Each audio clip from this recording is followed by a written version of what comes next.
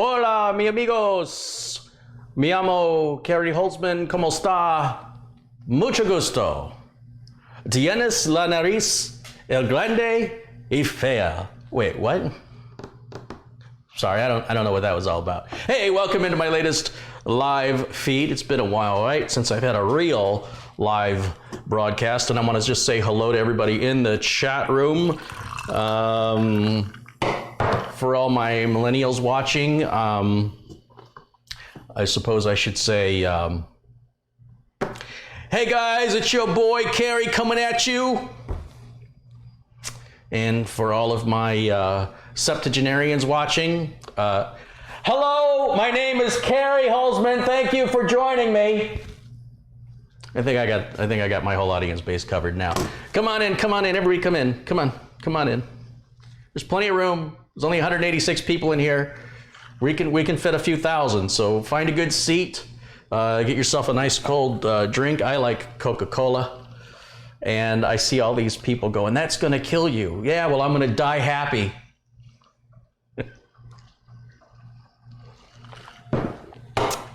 I mean, you gotta get diabetes for some reason. Aren't you gonna feel stupid when you get diabetes after you've been eating right your whole life? Use your head.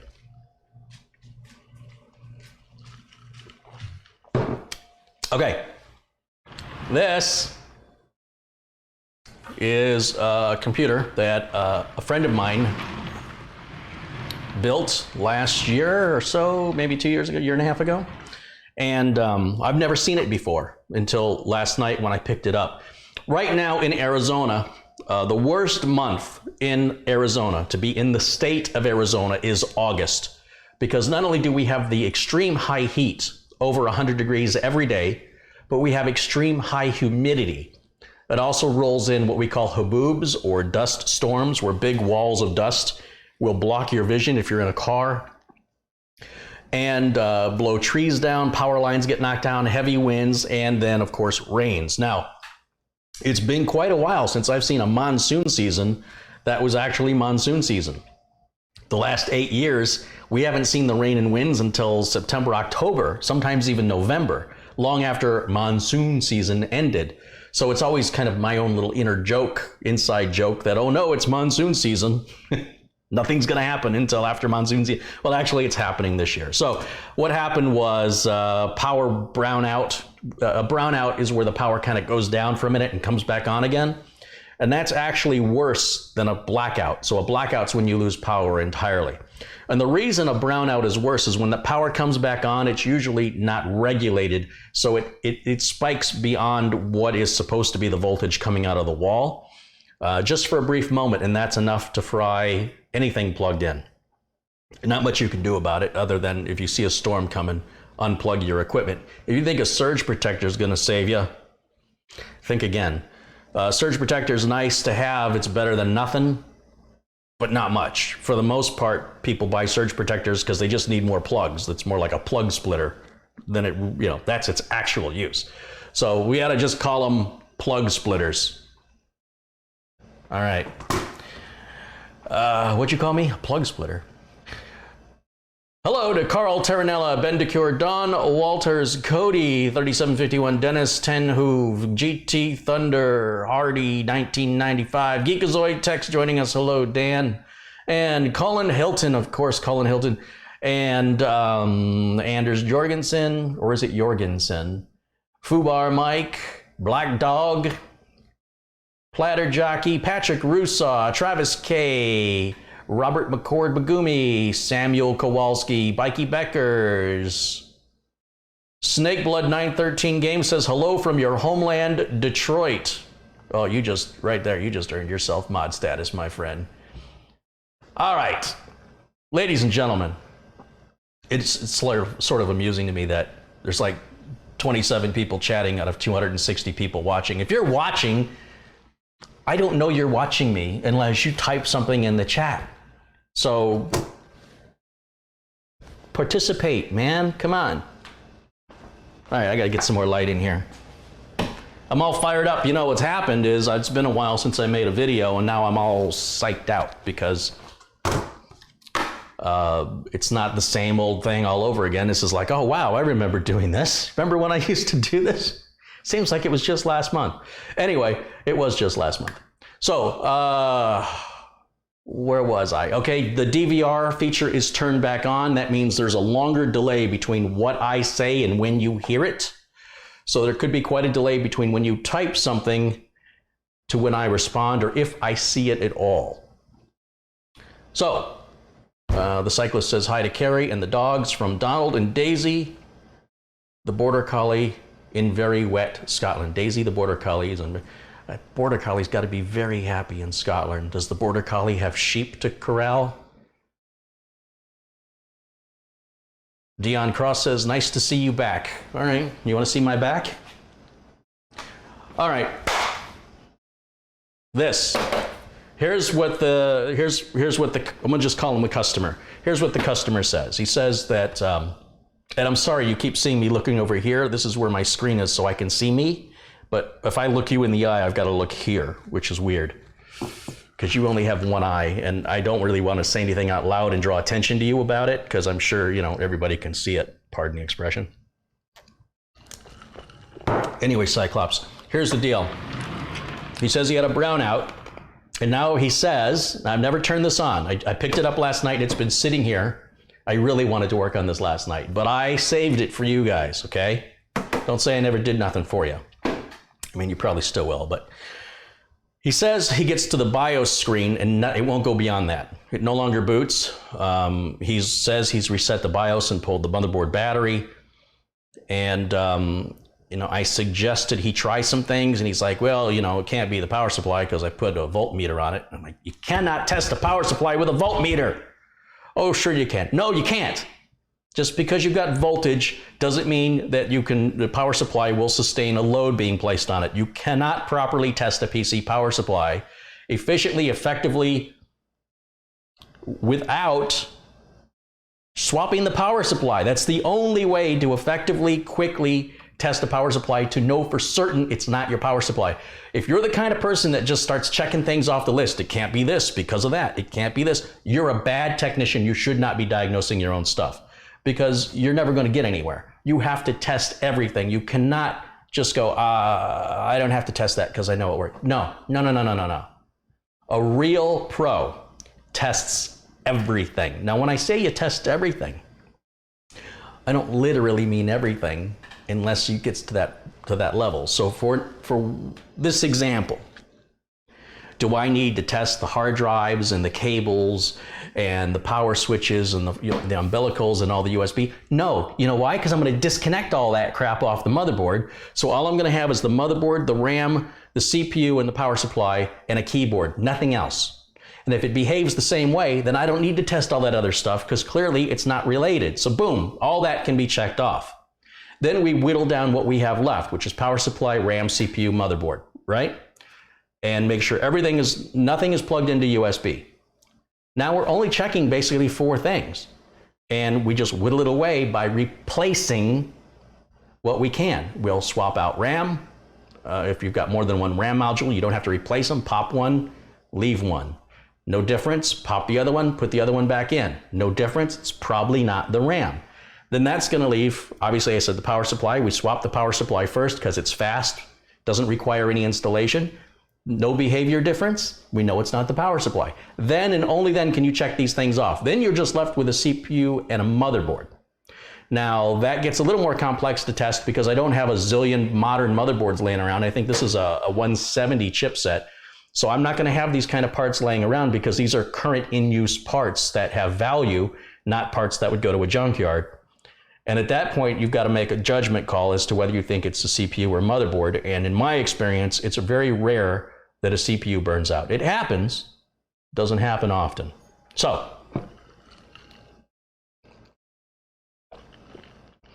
Bence Sizagil says, Carrie, I loved your vid about your childhood. It was very honest and moving. Since then, I like you even more. Keep up the good job. Well, thank you, Bence. Thank you for that. I believe in honesty, even to the point of being uncomfortable, discussing things that are uncomfortable, because you know what? We're all going to be dead one day, and saying something uncomfortable seems like it's something pretty stupid to shy away from, because in most cases, if you show your vulnerability, instead of being a tough guy all the time,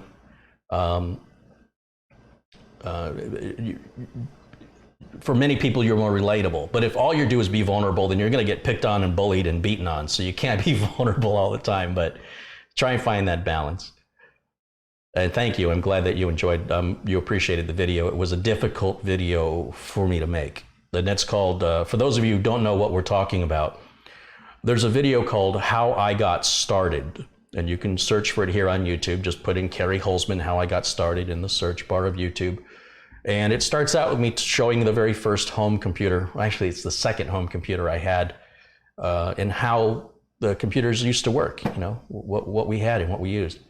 And it moves on into my teenage years and the difficulties that I suffered with bullying and trauma, physical and mental trauma. Anyway, it's all in the video. The Killheart One says hello from Massachusetts. Michael Collis says hello. I hope you're well. I hope you're well too, Michael. Jacob Alvarez. Hola, Kerry, ¿cómo está? Hola, Jacob.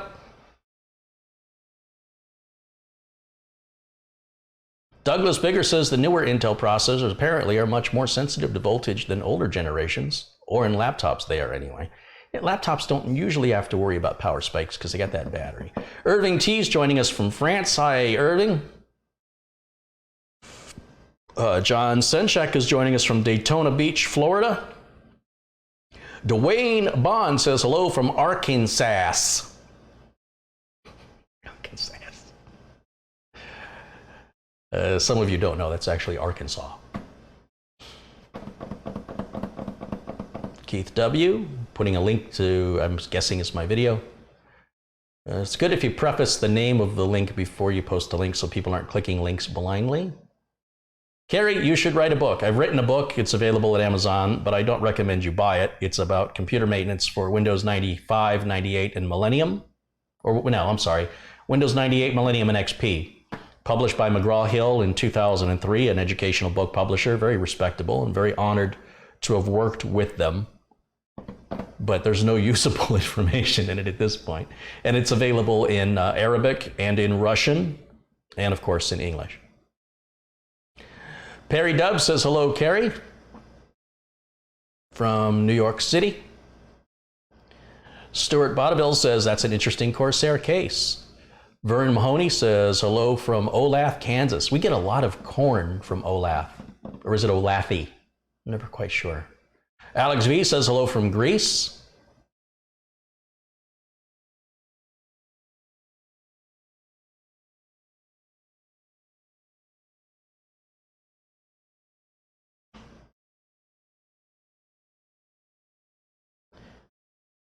Donnie Seeger says hello from Claremont, Florida. Christopher Raybone, hello from the UK. Looking forward to the PC fix. Chris Kane says, published the same year I was born. Oh, don't make me feel old.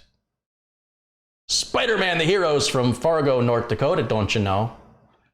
Zachary Schwenke, are you going to update the book? No, absolutely not. There was an update to the book that was published by another author. And I basically had McGraw-Hill pay me to stay out of the way because I didn't like where they were going with it. I've never read it. I don't know how it compares to my book, but you're on your own if you buy that. Woosip says hello from Portugal. Portugal the man. Ooh, ooh, I'm a rebel just for kicks, yeah. Hello from Serbia from Shadow93 SRB. And hello from Bulgaria from Adrian Dimitriov. Okay. Guys, I want to say hello to each and every one of you. However, a lot of you want to see me get on with it. So, I bring forth a weapon of a simpler time. Anyway, let's get this bad boy opened up. And first thing I want to do, before I plug it in and test it, I want to look for anything obvious. Oh, good, Mom. Out of camera shot. Aren't you lucky you don't have to see my mug? All right, let's get this out. We'll just set that there for now. And this can go, where am I gonna put this? This looks good, right? Were you looking at my bum, you cheeky monkey? All right, here we've got, he's got a liquid cooler in here. He's got a couple sticks of RAM there. He's got a GTX 1070. He's got an Elgato gaming capture card in there. He's got an added USB. I'm gonna take this USB card out. That's the first thing I wanna do before I even test it. Stuff like this, especially stuff like this, can cause all kinds of weird, funky problems. I don't know why he added this, quite frankly. He didn't even put power to it, which is a big mistake. This isn't gonna work right without power. And besides which, he's got two USBs here. He's got two here, two here, two here. That's 8. Did I count 8? Did you count 8? Because I got 8. Nice power supply. It's a Corsair RM750i. We'll move that switch to the off position. I'm like, where's the power supply? I don't see it. What's on this half of the case? Well, that means I got to take this half of the case off now. I have never worked on one of these Corsair Cube cases before. Arr, I don't know what I'm doing. There we go. Oh, there we go. There's the nice cable management right there. Look at that. All right. Don't worry. I'll go easy on my friend. He can take a ribbing if I give him a hard time. He can handle it. Oh, it's got the iLink power supply that has a USB cable hooked up to it. Yeah, that's useful. And then he's got, a couple of add-on SATA connectors. Where are these SATA power connectors going? It's got to be fans or lights or something. Something. Holy smokes, how many hard drives does he have?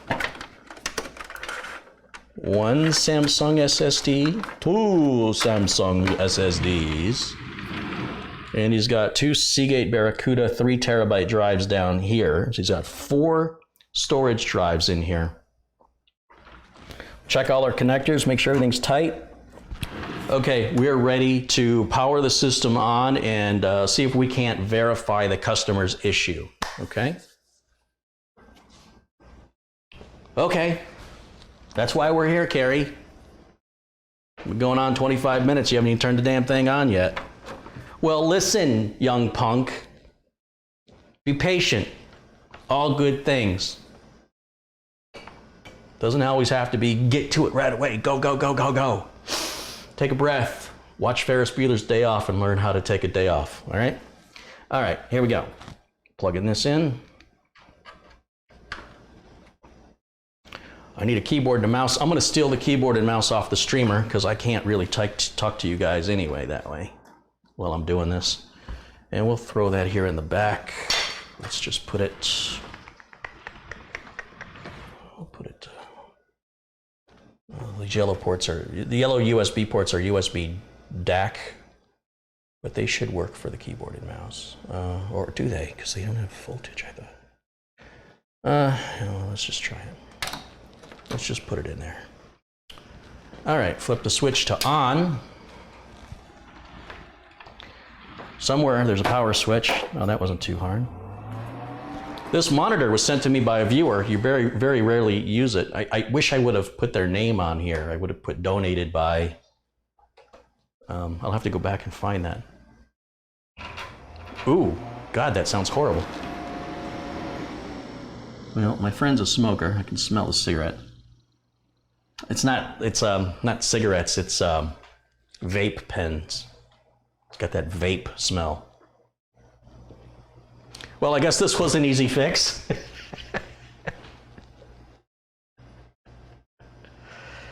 Oh, God, all that build up for nothing.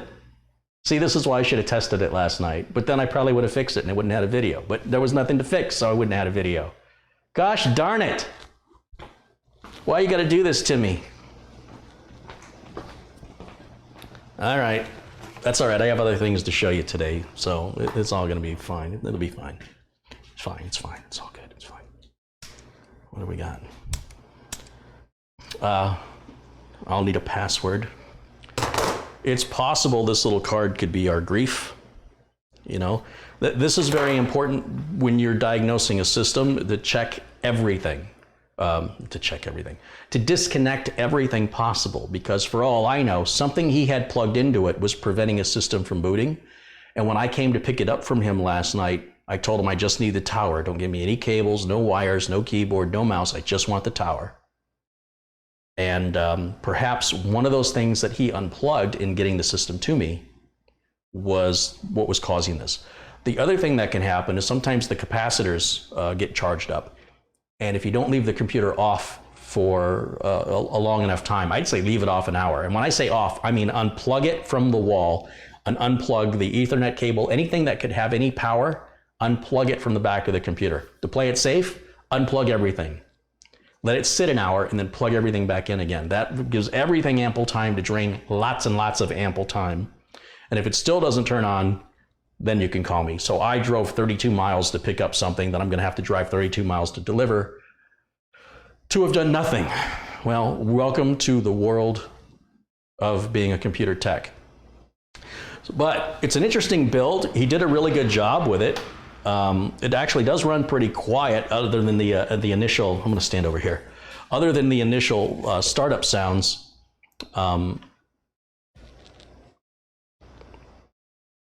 it's got a very low hum, you know, of the fans running.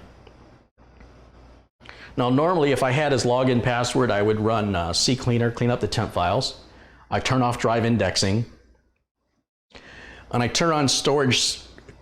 Windows 10 has built-in storage maintenance, where it'll delete all your Windows Update files. It'll delete previous Windows installations from all the Windows 10 upgrades that come out every spring and fall. And it'll do this every 30 days. It'll, you know, delete. So you don't really need CCleaner anymore. You don't need to do this anymore. If you leave Windows alone, it will maintain itself. That's what I've been trying to convey. You don't need to defragment the drive. Windows takes care of all this on its own. Let it do its thing. And I'm a little bummed out because I wanted to fix it. But I've got other things I've got to do today. So this is a good thing because I'm so backed up in work. I've got a test to do of a product. I'm going to test something that's going to blow your mind. And I guess I can just go ahead and do that.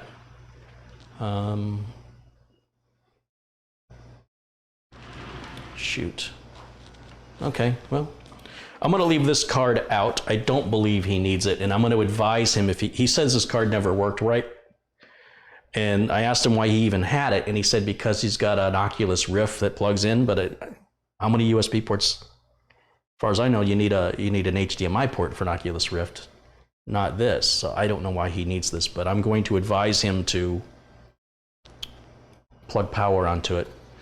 Donnie Seeger has contributed $5. He says, thank you for sharing your knowledge with us. Well, Donnie, I wish there was something educational about this other than looking at it. I've never had this case before. I've never seen this in person. I've seen it on the website. I don't think I would buy one myself. I don't personally care for this. It's too big. But it is lighter than it. I'm happy to report it's not as heavy as it looks. It weighs really no more than any other tower. Why is that not working?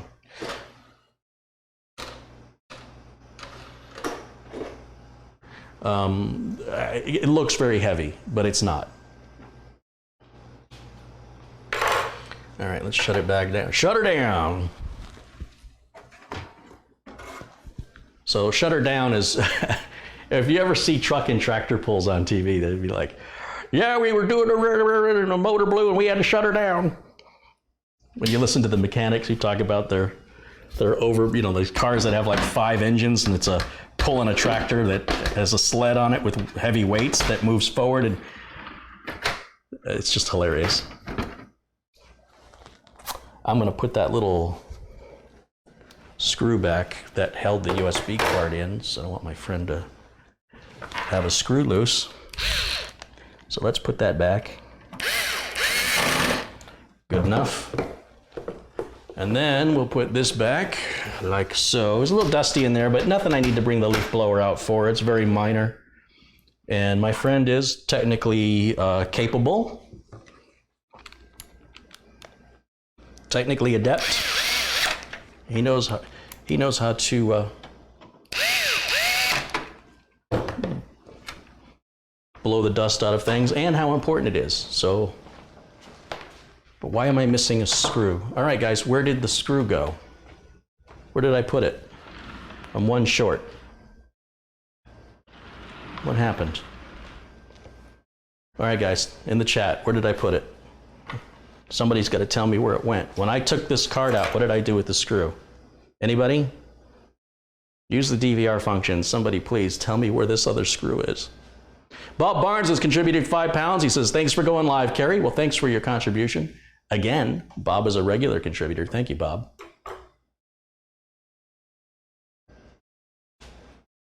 Where is it? I know I took a screw out, right? Right? I had to take a screw out to get the USB card out. What did I do with it? I should have put it with all the others. This is, my OCD is failing me today. This is not like me. All right, let's go. Did the screw go under the lazy? So, oh, you know what? You might be right. Nope. Oh, yep, there it is. Thank goodness for magnetic screwdrivers. Get on there. Get on up. There it is. Thank you. Who said that? Did the screw? Oh, a bunch of people said it. Okay. Thank you, guys. Bada bing. See that? Look, it's good having helpers here. This is great. Well, there she is in all of her glory, ladies and gentlemen. Somebody can tell me the name of this case. Is the DVR function activated? Yes. Yes, it is. All right. A couple other things I've got to get through today. So let's clear this off and move the next item up. Oh, God, it's heavy. Actually, it's not that heavy. It's a little heavy, but it's probably around 45 pounds, which is maybe 3 pounds heavier than a regular tower case. And I'm sure that just went right up against the microphone and sounded great to you guys.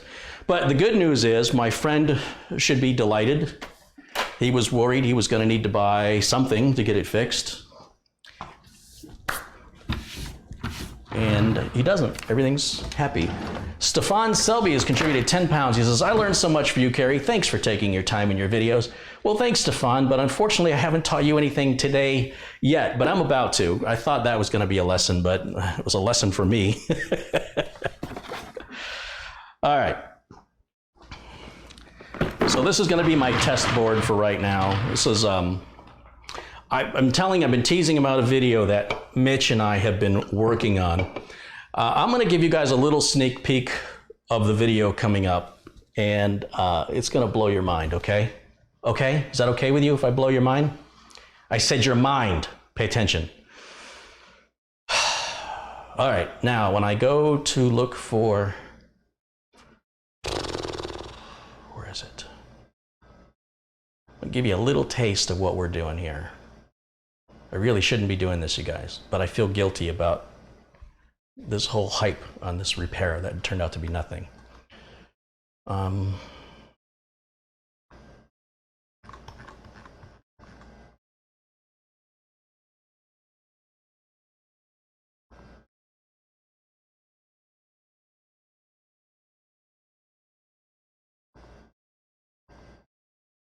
trying to find a file I can show you.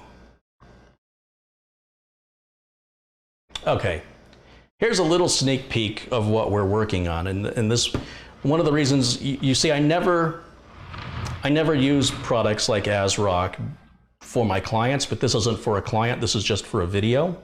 And I know you guys are buying ASRock and MSI, and it's fine because I don't have to support you.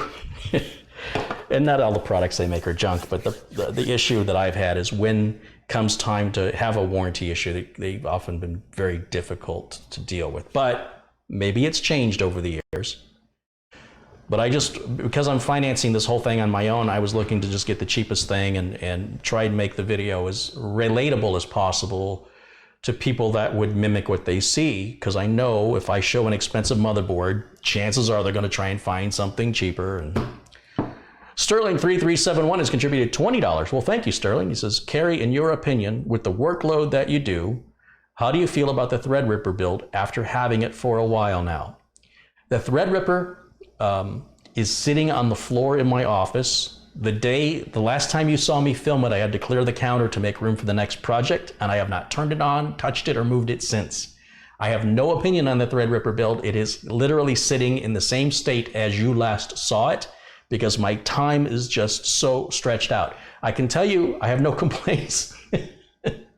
It works. I haven't got anything installed on it other than the operating system. And I still need to do the cable management and the naming ceremony on that. I need like 3 of me.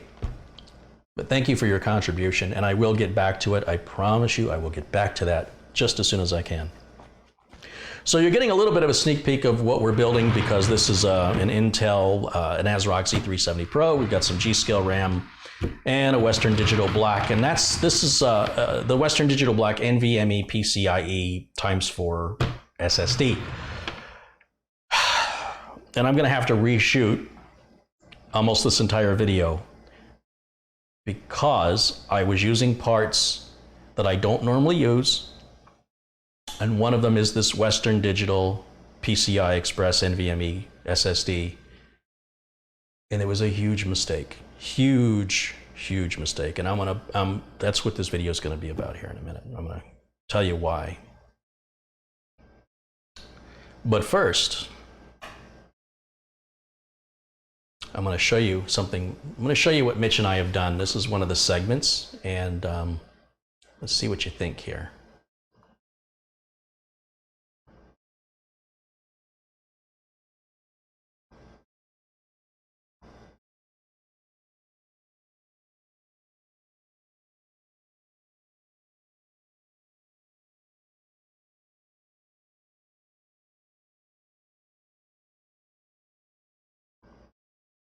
It occurs to me you guys don't have any audio, do you?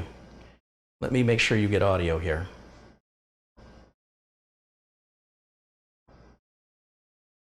Let's try that again.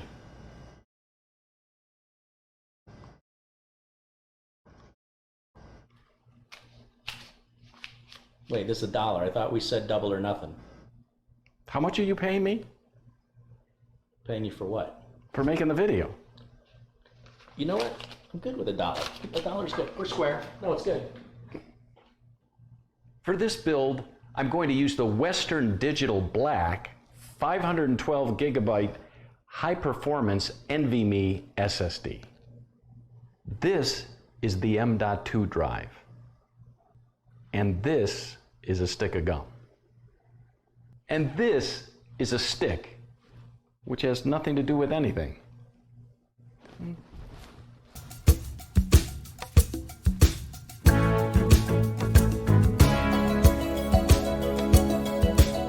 This motherboard can accommodate up to 2 M.2 drives. One here and one here. I'm going to use the bottom location as it's furthest from the heat generated by the CPU and video card. Look how easy this is to install. Using a magnetized Phillips #1 screwdriver, I start by removing this screw. Align the groove on the M.2 drive with the notch on the socket.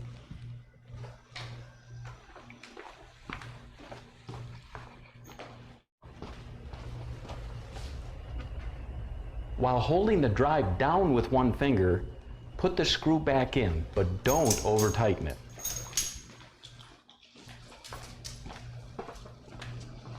Hey, Mitch. Yes? I bet you $1 they picked the RAM to be installed next. I'm not taking that bet. The last thing we need to install is the RAM. The RAM I'm using for this build is manufactured by a company. All right, that's all I'm showing you for right now, but that gives you a little taste of what's coming.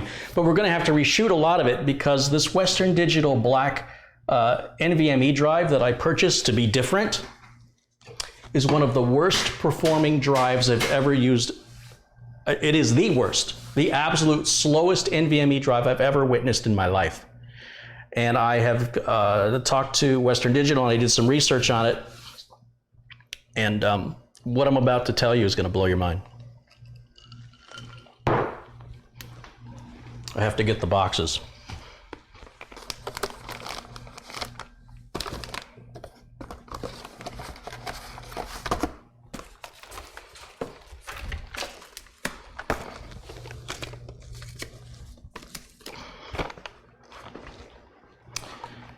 Here, come here, let me talk to you.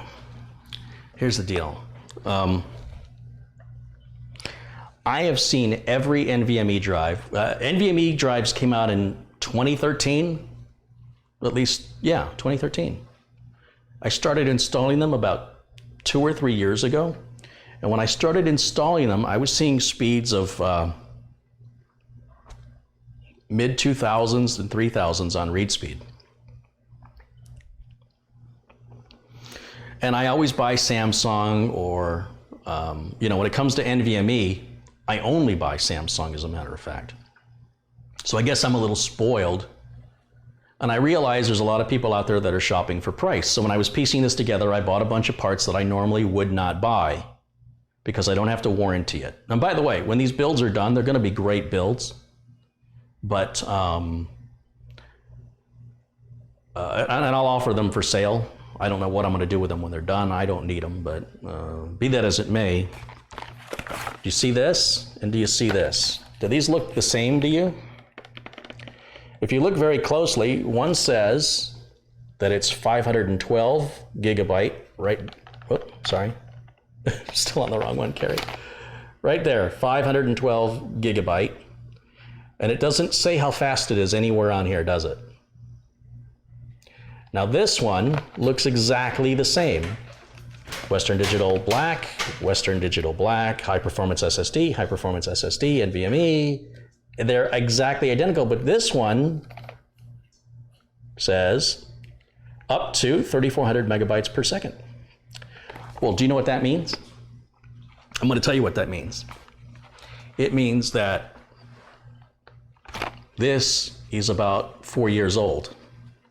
It's still being sold today, and only for about $20 less than this one, which runs 60% faster. And here I am making a video advising what parts to buy for a best bang for the buck system that requires a number of close-ups and detail shots. And basically, we shoot for about 6 hours a day to get 4 minutes of usable footage.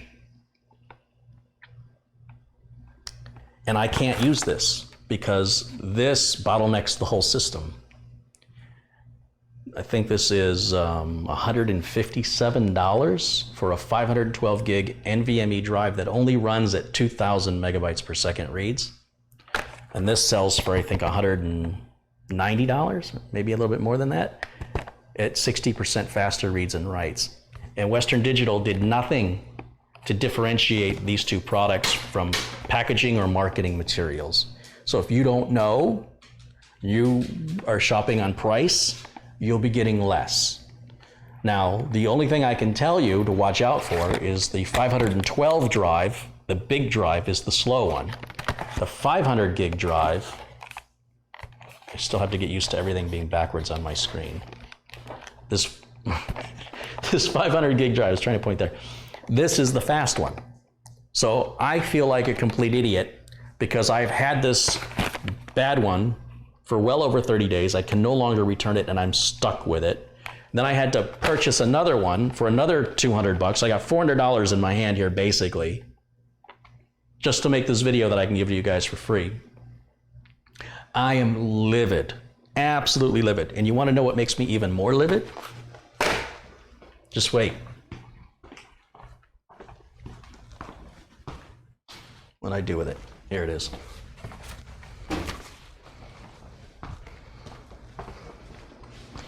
The folks at AData sent me a drive to test. This is the 480 gig, what is it, SX8200, that sells for about the same price as this one, but it runs at the speeds of this one. And they also sent this is called the Storm, and what it is, it's an RGB M.2 heatsink. Yes, It's an M.2 SSD heatsink with RGB lighting. So I've got to show this, but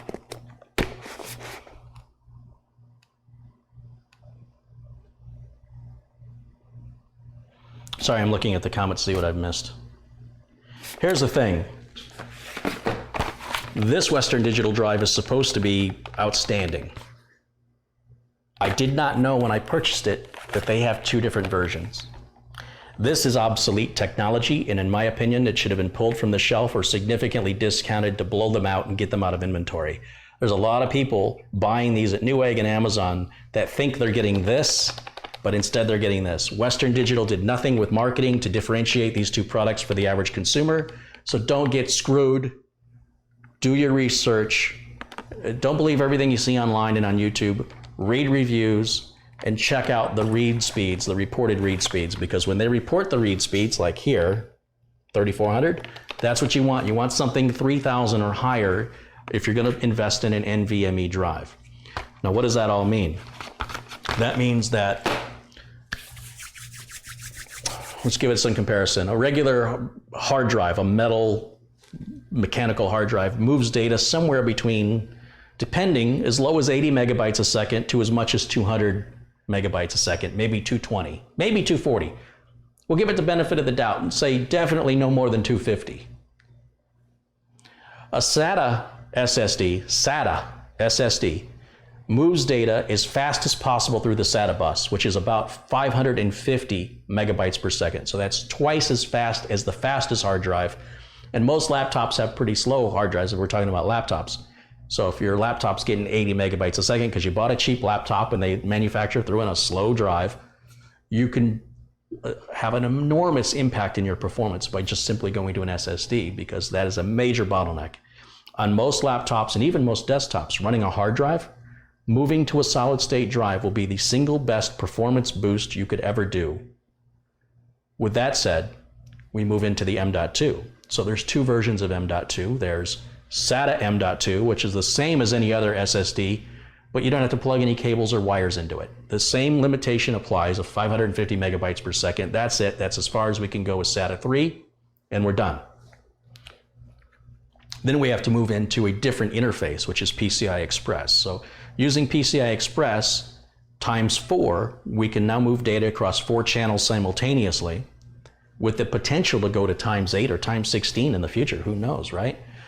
And now we're moving data at 3,000 plus megabytes per second, which is 4 times faster than your SSD, which was potentially 4 or 5 times faster than your hard drive.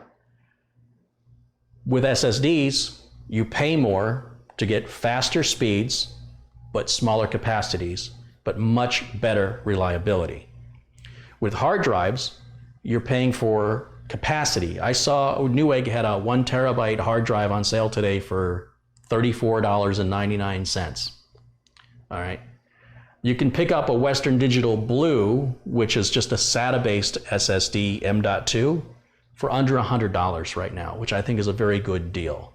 So I'm not against the Western Digital product line, but I think the marketing on this was bad, because if I'm a technician with 3 decades of experience, not quite, but nearly 3 decades of professional experience, and I did not know, I don't know how regular folks are supposed to know, because they all look the same.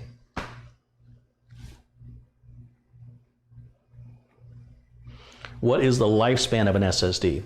The lifespan of an SSD is greater than a hard drive by about 3 to 4 times. Generally speaking, there's always exceptions. There's always going to be a hard drive that fails sooner than expected, or a hard drive that lives on longer than expected. But overall, you'll see longer warranties are standard on SSDs than a hard drive. It's not uncommon for 3 and 5 year warranties on SSDs, whereas hard drives generally have a 1-year warranty unless you get the more expensive versions, which have 3 to 5 year warranties. So mechanical hard drive has moving parts, and because it has moving parts, that's why they're higher failure rate. A solid state drive is in a state of solidarity. It is solid, it doesn't move, so you have a much lower failure rate. Now they fail for other reasons, but in most cases, well, here, it would be best if I just showed you. Over here, back off camera, I've got a stack of old drives. let's just pull these out.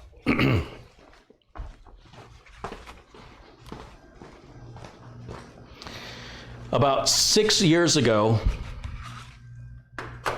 I installed one of these drives. Might not even have been 6 years ago, might have been 4 years ago. This is an OCZ Vertex 4. Now OCZ doesn't even exist anymore. They were purchased by Toshiba. I would never buy a Toshiba hard drive. Toshiba does not lead the way. Toshiba is way in the back, and they don't even have good pricing. So you can pay a lot to get a drive that underperforms by Toshiba. So let's say you asked me this question 4 years ago, and you said, okay, this is a brand new technology, the OCZ Vertex 4. It's one of the first SATA 3 based SSDs, because prior to this, they were SATA 2, SATA 1. And you said, yeah, Kerry, but what's the lifespan? Well, why do you think this isn't installed in a computer anymore? Because it's broken? No, it works perfectly fine. The problem is, it's only 128 gigs, and the customer ran out of space, and they needed more space. And the price dropped. We now buy 250s for less money than what this cost 4 years ago. This works just as well today as it did when I installed it. Nothing wrong with it. Same with this one. This one's even just older, as a matter of fact. Nothing wrong with it. It works fine. But what are you going to do with 64 gigs? It's pointless. But this was expensive, and you did what you could do with what you had. This is before the days of Windows 10. And, you know, the drives were, you could put your OS on there, and you weren't getting big OS updates every fall and every spring. So, you know, 64 gigs lasted a longer time. But regardless of that, 64 gigs was still pretty small back then. I have drives that have been pulled from customers' machines to upgrade either to M.2 or NVMe. Here's a Western Digital Blue. This was on sale at Newegg for $88.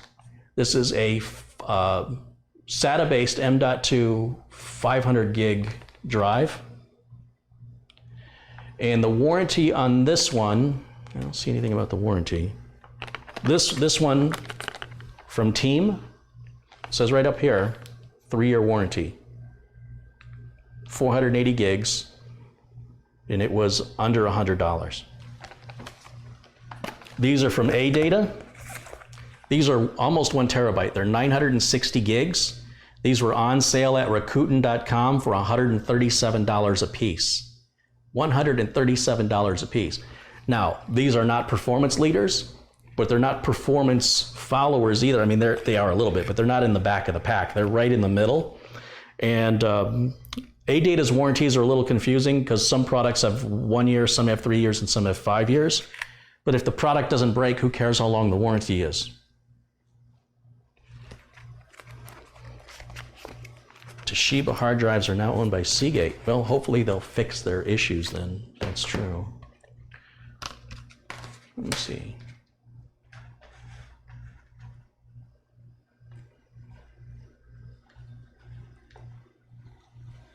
Is the warranty on Blue 2-year? You guys can Google that. I don't know. I really believe manufacturers should really be boasting what the warranty is right on the box. And I realize they sell these worldwide, and there's certain, you know, consumer protection agencies in different countries that require certain minimum warranty periods for certain products. And it may be because they sell them in multiple markets. They don't want to have to make a different box for every market. But it sure would be nice to for the company to just do the right thing and give the best warranty they can give. So I don't know what the warranty is. Oh, I think it says 5 years. What does that say right down there? I think that's a 5-year warranty, 500 gig drive, and look at the read and write speeds on it right over here. If I can, there. That's pretty much all you can expect from SATA. You're never going to go any faster than this on SATA, regardless of who makes the product. So you got a 5-year warranty on this, $88 on sale. You should be able to find them. The funny thing about these Western Digital Blues, if you go to PC Part Picker or you go to other websites, you'll see them listed at the lowest price of like $150, which is why I don't trust PC Part Picker. I know for a fact, if you just look around or hit the shopping tab on Google, you should find these any day of the week for under $100. But the point I'm trying to make is the warranty doesn't matter.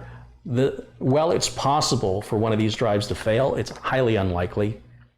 And I've never had one fail in a customer's system. When I do, you'll be the first to know about it. I wish I could say the same thing about hard drives. But hard drives, like I say, they have rotating platters. Anytime you have moving parts, you have wear, you have heat, and then you have eventual failure. No, everything fails. Everything will fail. This will fail eventually, but I think 10 years from now, this drive is still going to be working, but you'll laugh at its slow performance. Like, why would anybody want that? So your concern about warranty, I think, is misplaced. It's faster and more reliable than your hard drive, and that's all you need to know.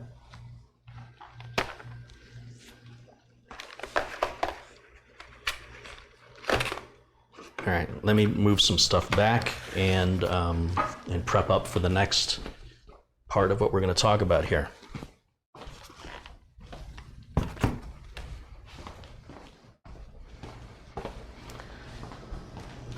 Apparently I have to explain, I'm sorry, but apparently I have, how do I want to approach this? Ignorance on the internet is profound.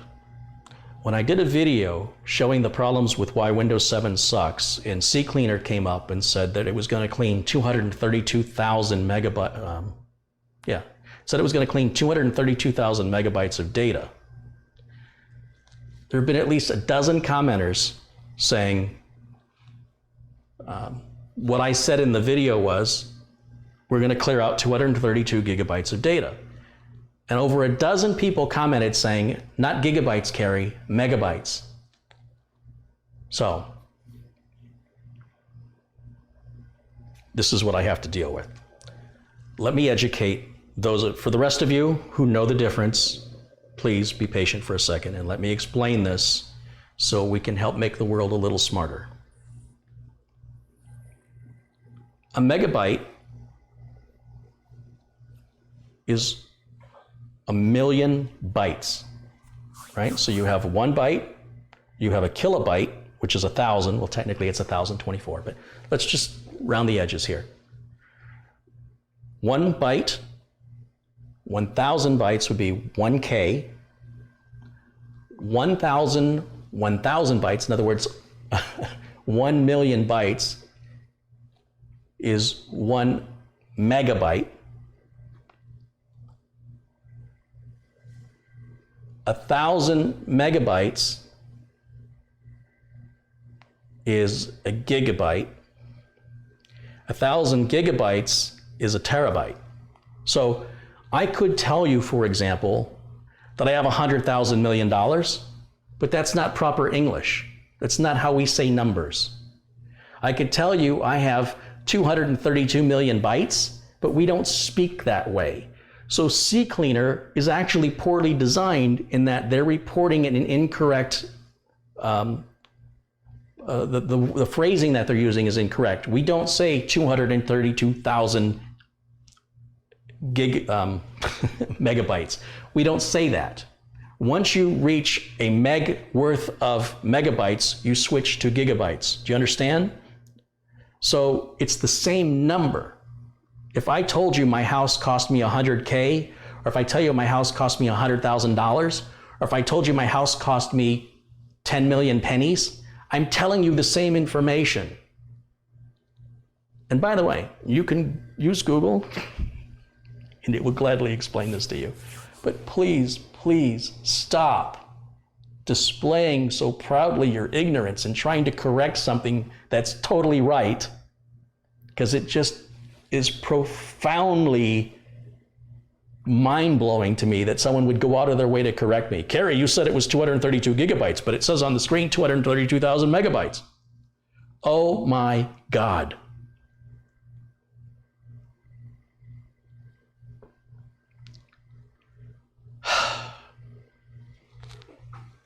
And when you get 1,000 terabytes, that's a petabyte.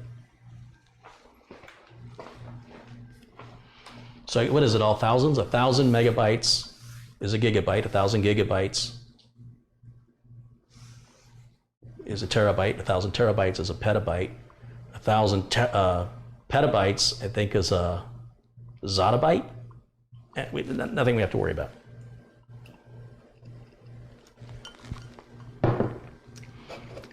I understand when you get one or two comments, you know, there's always a handful of people out there. But nobody, not a single commenter said, why, not a single commenter asked, why did you say gigabytes when the screen said megabytes? Nobody said that. Nobody asked. They just came out and attacked me for calling me stupid. And you can understand how I might feel about that, given that they're the ones. Anyway, I had to clear that up because it needed to be said. I didn't think, it never would have occurred to me that would have needed to be said. But the internet's full of surprises. Now, normally I would use my tech bench for this, but my tech bench is with another project. So I'm just going to do this here on the table. So let's give this some juice.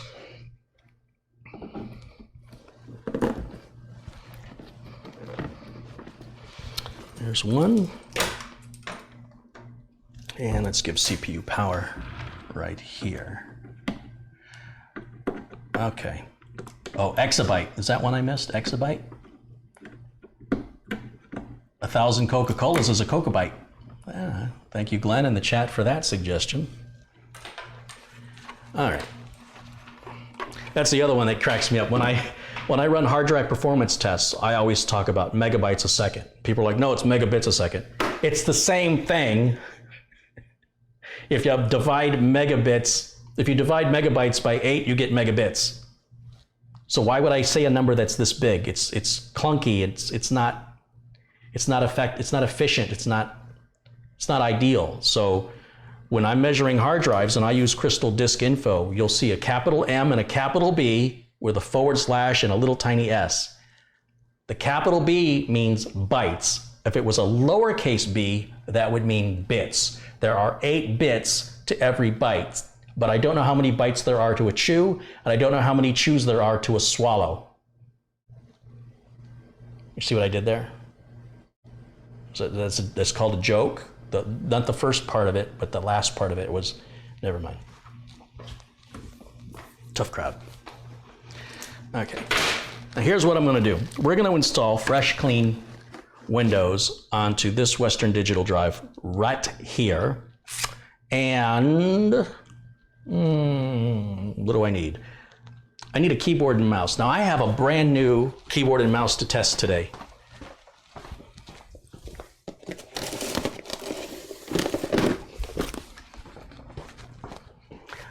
I'm still trying to find a portable keyboard mouse combo that's lightweight and comfortable to type on, and I found this, and I like the way it looks. And it's been sitting in a box. I've never opened it, so let's try it out.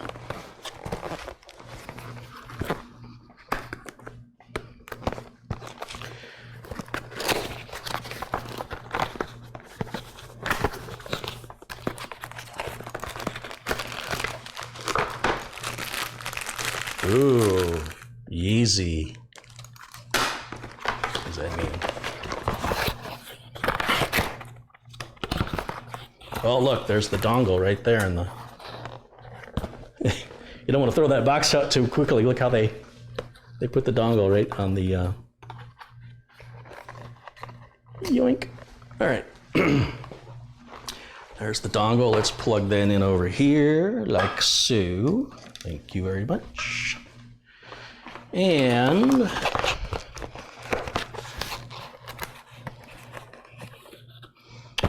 Make me open the other side? No.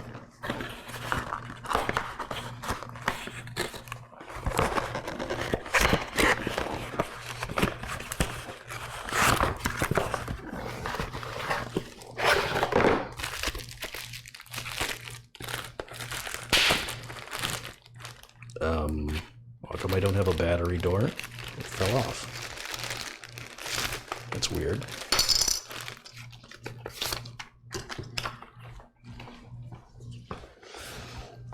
Bam! Look at that bad boy. Pretty. There's the other side. Flip these up if we want to flip them up. And then it takes, looks like 2 AAA batteries. Did it come with batteries? A lot of times Logitech includes batteries.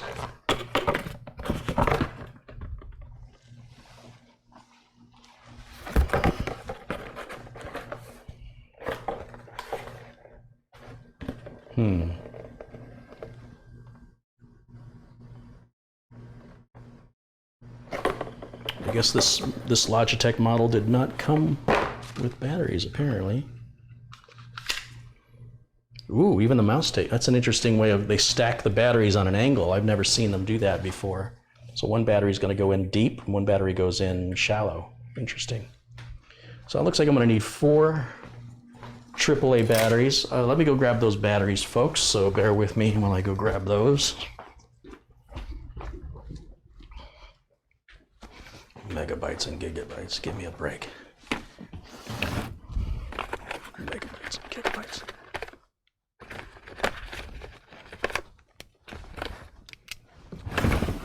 Don't mind me, I'm just talking to myself. Mega upset, giga upset. All right, batteries time, battery time. Okay, so one battery's gonna go in like that. And one battery's gonna go in like that. And then we'll put the cover back on. Turn the power on. It's not doing anything. Usually the light comes on those mice. And then I'll do the same thing here. We'll put one battery in there. And one battery in right there.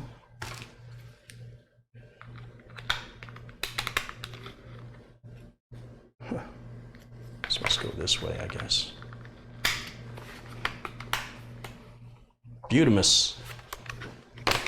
Now this and this can go back in here, and this can go here, and then this whole box can go right, heads up. All right. I need to move this mouse out of my way. What do I do with my keyboard? Oh, it's over there. Let's go ahead and take these and put these over here so I don't confuse the two, because I always confuse them.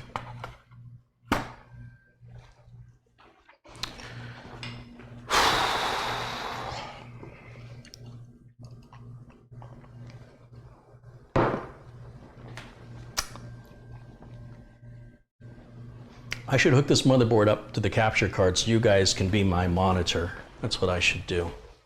Let me find an HDMI cable. Here we go. These are nice HDMI cables they sell over at Amazon. They sell them in pairs.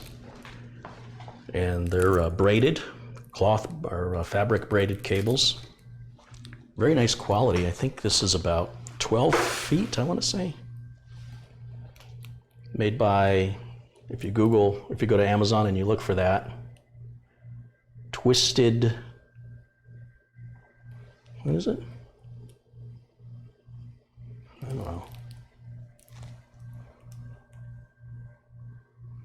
Focus. Twisted Veins? Strange.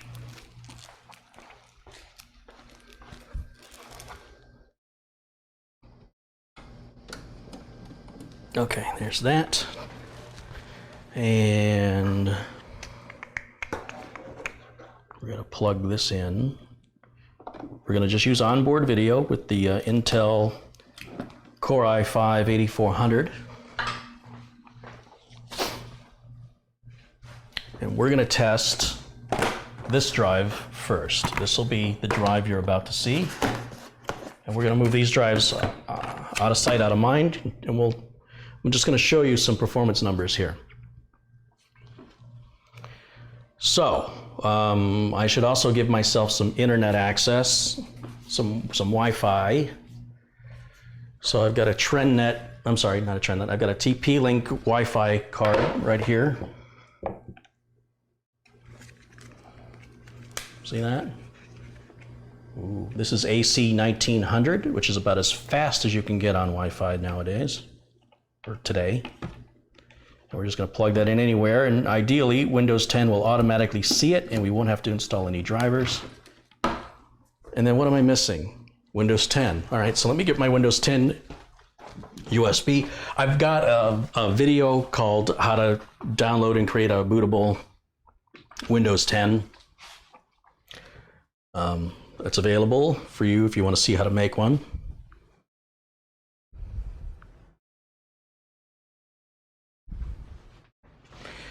Oh, I just got a text message from the owner of the computer who apparently was watching live, and he says, "Oh crap," but he should be happy because he didn't have to pay anything. All right, here's my Windows 10 installation. I'm going to put that, I don't know, how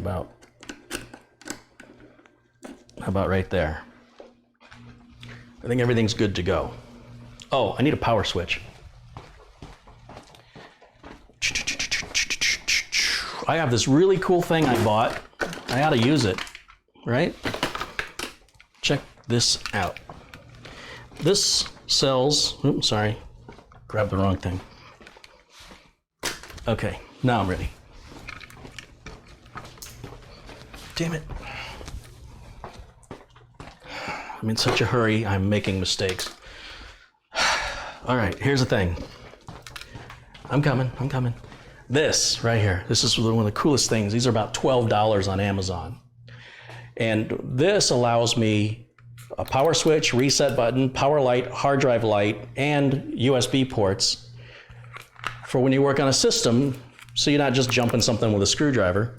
And you can even mount this like in the tech bench or something like that. So this part here and this part here, they go together. Like this. And then there's your USB. There's even audio. If you want to plug, you basically offload your headphone and microphone jack right there. USB ports are USB 2. And then reset, power switch, all that. It's pretty cool. This is made by a company called AONE, A-O-N-E, I guess, not an S, E. Oops, no spillage. Correct that here in a second. This is what happens when I get in a hurry. Make little mistakes like that, not a big deal, but it just slows me down. Sometimes being in a hurry is slower. All right, let's get this out of the way. Let's just put the rest of that Coca-Cola in here so that won't happen again. There we go. The elixir of life right there. And the humidity is so bad my glass is sweating from condensation. Okay, much better.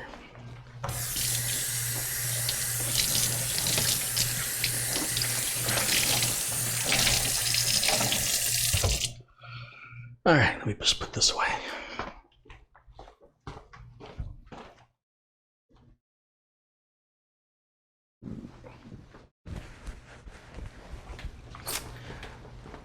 Okay, here we go. We're ready to fire it up. We're gonna just plug in, I'm not gonna plug everything in. I don't need USB. I don't need audio. I'm just gonna plug in, let's see. Hard drive LED is gonna go right here. I don't wanna touch the components. I always touch something metal or the heat sink or the edges of the board so you don't have any static discharge. It's pretty hard to create static damage on parts that are mounted in a motherboard. If you were in a factory and the parts were in, they were loose and they hadn't been soldered to the board yet, those parts could be fairly easily static damaged. So ESD protection is much more important in a factory than it is for putting a system together. So let's see, there's the reset switch right there. And then the power switch is going to go right here.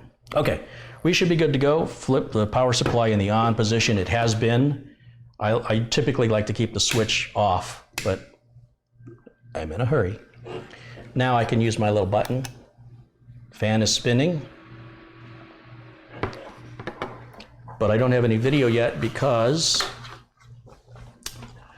I need to switch over to the other video input here. So give me just a second. Maybe is this gonna work? Yeah, that's gonna work, right? Oh, I love it when stuff works. All right, there's our Windows 10 OS install. Let me see if my keyboard and mouse work. Yes, they work. We'll go to that, install now. All right, here we go.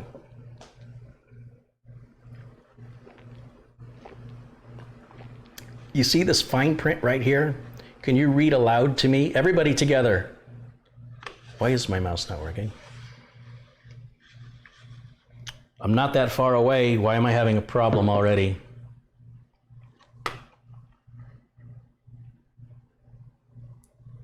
Can everybody tell me what that says? What does it say right there? I want everybody somebody type that in the chat room. Tell me what that little tiny fine print says, please. I know there's a long delay. I have to wait now. In the meantime, while I'm waiting, Donnie Seegers contributed again, $5 this time. He says, I like computer cases, especially ones with windows. I did build a computer case out of wood and it hangs on the wall like a picture frame. Very cool. I am not good with measuring and cutting. I don't know why. Much better with a soldering iron. Dennis Tenhoof says, what that fine print says is I don't have a product key. That's right. So we're going to click that. And that's how you install all Windows without a product key. It goes into what's called a trial mode. Now, depending on what version of Windows you intend to buy or you have and will later enter the product key, you're either going to select Windows 10 Home or Windows 10 Pro. Almost everybody else watching this video would have no reason to select any of these other, at least if you're in the United States, you wouldn't have any reason to select either Home or Pro. I'm going to go with Home because that's what most people have. And we'll click Next. And then it wants to know if you agree to the license terms. Of course, you don't have a choice. We'll click Next. And then we're going to do Custom. You listening? Don't go with the defaults. You have to manually select Custom. It says, where do you want to install Windows? It only gives us one option, and that's our NVMe drive. Now, if that was a SATA drive or a hard drive, that's what would show up. It's no different. You don't install anything any differently with an NVMe drive than you do a SATA hard drive or a SATA SSD or an IDE hard drive or a RAID array. It's all exactly the same. If you have multiple drives installed and you don't know which one is your main one, turn your system off and disconnect all the drives except for the one you want to install Windows on. Then start Windows Install again, and it will only offer you one drive to install on. And after your install is completed, shut the system off and then hook your other drives back up. That will resolve any confusion you might have if you have multiple drives. Now, the drive says it has unallocated space. That means this is a brand new drive. It has no partition. It has never been written to before. If you're installing Windows on a used hard drive, then you'll need to delete all of the existing partitions. That's what I would do, which means you better have a backup of anything that's important on there, but that's the best way to do a clean install. With Windows 10, you can do a clean install without doing all this. There's actually a repair restoration mode in Windows 10, which is wonderful for such an occasion. But if you're worried about wiping out a virus or, whatever, maybe you bought a used hard drive off of somebody, the safest thing you can do is just select each partition that appears and then hit the delete until you're just left with one thing that says drive 0 unallocated space. Or it could be drive 1 or drive 2, depending on where you plugged it in, if it's a SATA. But you should just have one option here. Now, Windows is going to automatically create the necessary partitions to the maximum size to the drive that you have. It's going to format it and it's going to install Windows. Watch. All I have to do is click Next, and then we just sit back and let Windows do its thing. It couldn't be any easier, ladies and gentlemen. Now, the reason I've hooked up a Wi-Fi adapter to it is Windows will look for drivers and updates during the installation process. And when we get to that point, After our first reboot, it's going to ask me to connect to a Wi-Fi network. And so I'm going to go ahead and connect it to my guest network. And that way it can go online and get what it needs to get. And I won't have to install any drivers for anything until we're done. And then I've already downloaded the INF driver, the audio driver, which Windows installs anyway, but you get, if you want the latest Realtek audio driver, the Intel video driver for the onboard video, and the LAN driver. This motherboard has an Intel Gigabit Ethernet, which is nice. I'm impressed that ASRock did not go with Realtek. They actually went with a real Intel Ethernet chip on this board. So that makes me happy. And the audio is called ELNA, E-L-N-A audio. I don't know what that means, but as far as I know, it's just a Realtek chip. Now this is going to happen fairly quickly, but this drive is 60% slower than any NVMe drive I've ever used in my life. And it wouldn't bother me if I paid $100 for it, but I paid $157 for it, and I feel like I got taken to the cleaners on that. So it's moments like this that is very humbling. You can see on this, you can see if I switch the camera here, you can see, whoops. You can see the little red hard drive LED right there blinking on and off, showing us when the drive is active. So this is a really neat little device. If you're somebody who works on a lot of computers, for $12, you gotta have one of these, come on. All right, let me go back to both screens here, see how we're doing.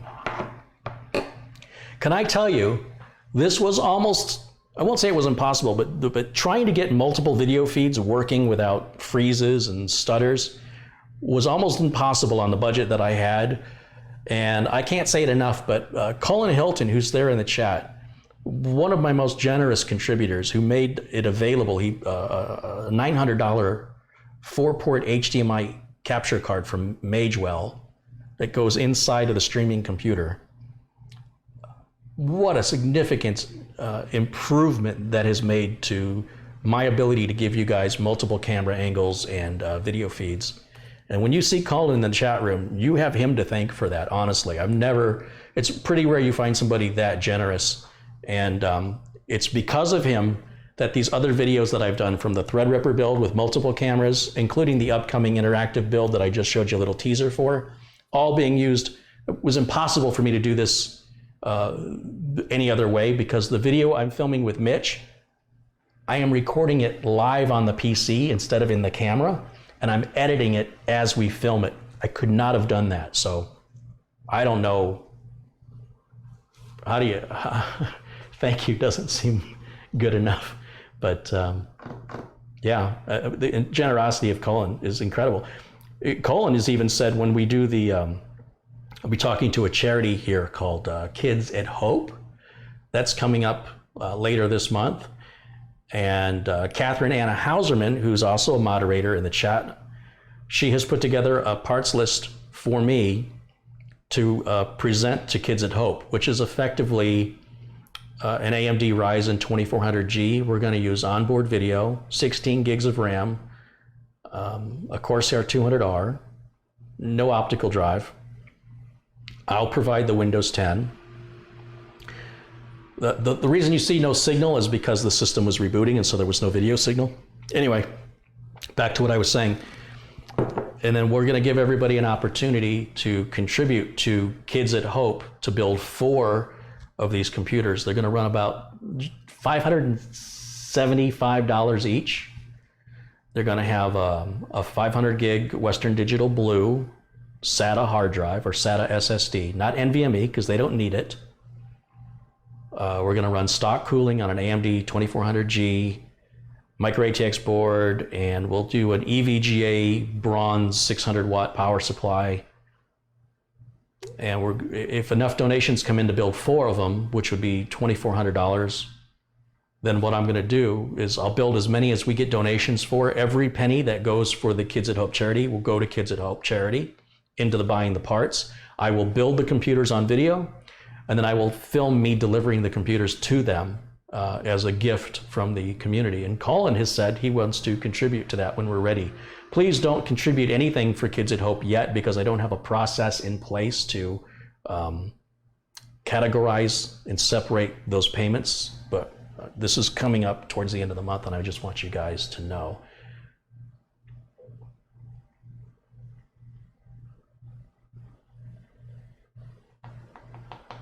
Andrew was telling me, he must be behind.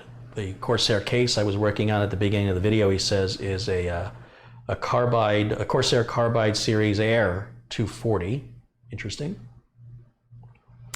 Okay, let's go back to making some choices here. Just hit enter for United States. Just hit enter for US. Just hit enter for skip. Now it wants to connect me to my Wi-Fi. So let's go to diversity guest. How come I don't see diversity guest? Oh, there it is. Wrong mouse. Knew that was going to happen. Diversity guest. Connect. And just for security reasons, you guys aren't going to see anything here. And let's go back to blend. And we're going to say no to that. What do you mean it can't connect to the network? How dare you? Connect. Hold on a second.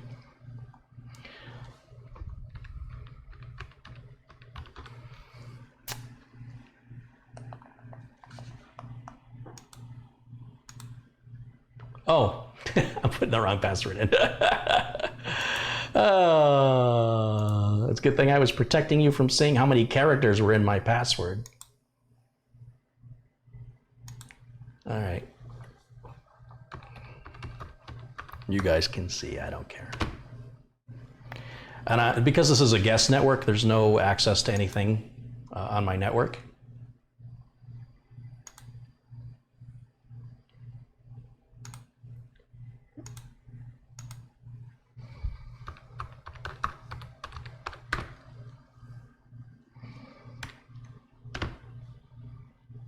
Wonder what, yeah, now we're connected.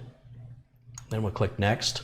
Now it's going to go ahead and go through the process of getting some updates here. And let me go back to the chat so I can see what you guys are talking about here.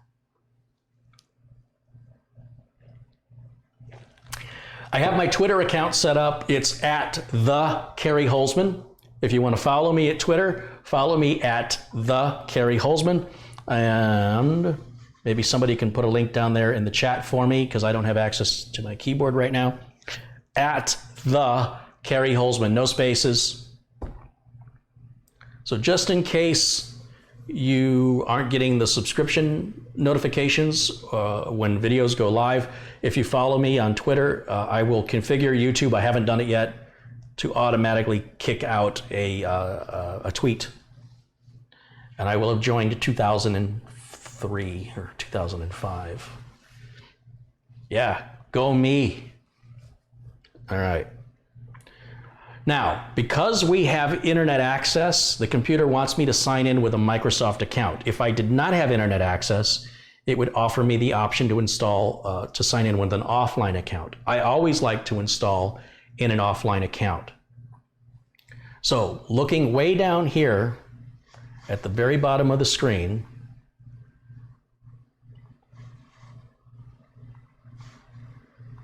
it says in the bottom left corner, offline account. Everybody see that? And I'm just going to put the name user in here and click next. And it says create a password. I'm just going to click next. I don't need a password. I do not want to use Cortana, so I click no. And it's going to ask me about speech recognition. I don't care about. Find my device. I don't care about. Maybe if I was at a laptop or something, but all of this, I turn everything off. Tracking, spying, telemetry. Look, you can't get away from it. Your ISP is still tracking you. There's other ways Windows tracks you. Everybody's tracking you. You just got to get used to the idea. But I turn all this off and I hit accept. And then we're at the final part here where it's going to, you know, get our desktop up and ready for us. The contributions come in, and this is from RRR Tech Tips, who's contributed 100 SEK, which is, shoot, I always grab the wrong keyboard. This is why I don't like having two keyboards and two mice. Let's do this again. 100 SEK. That is 100 Swedish krona, which is the equivalent of $10.96 of US dollars. And thank you for that contribution. That comes from RRR Tech Tips. And Stephen Schumacher has contributed $5. Thank you, Stephen, for your contribution. I appreciate all the contributions that come in because YouTube doesn't pay well. Let's just leave it at that. When I've had videos up for over 8 years, and I still don't have any videos that have reached 1 million views yet. I mean, I might have if I didn't take down some really old stuff, but when I start getting views in the millions on a regular basis, I'll be sitting better financially with YouTube. But for now, the videos actually cost me more money to make than I make from them. But it's the contributions from folks like you that all goes into the channel, by the way. Some of you may have heard I bought a Subaru Forester Turbo from Subaru Mike, and you might go, oh, I guess that donation money is going to his new car. No, let me take a minute to clarify this just before those rumors get started. Let me just squish it now. And that is, it's a 10-year-old car, and I've sold 3. I sold my Blazer, that's gone. I had to sell my mother-in-law's car because she can't drive anymore. That's gone. And I'm selling my wife's Hyundai Veloster.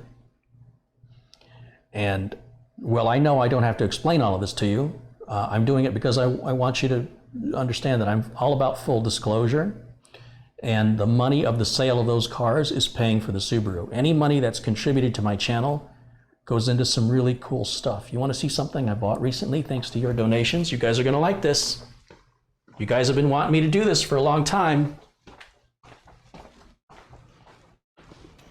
I haven't even had a chance to use it yet.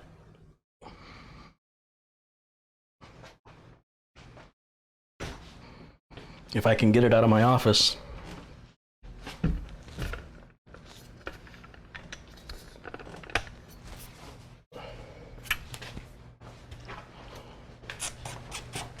You guys wanted me to buy one of these.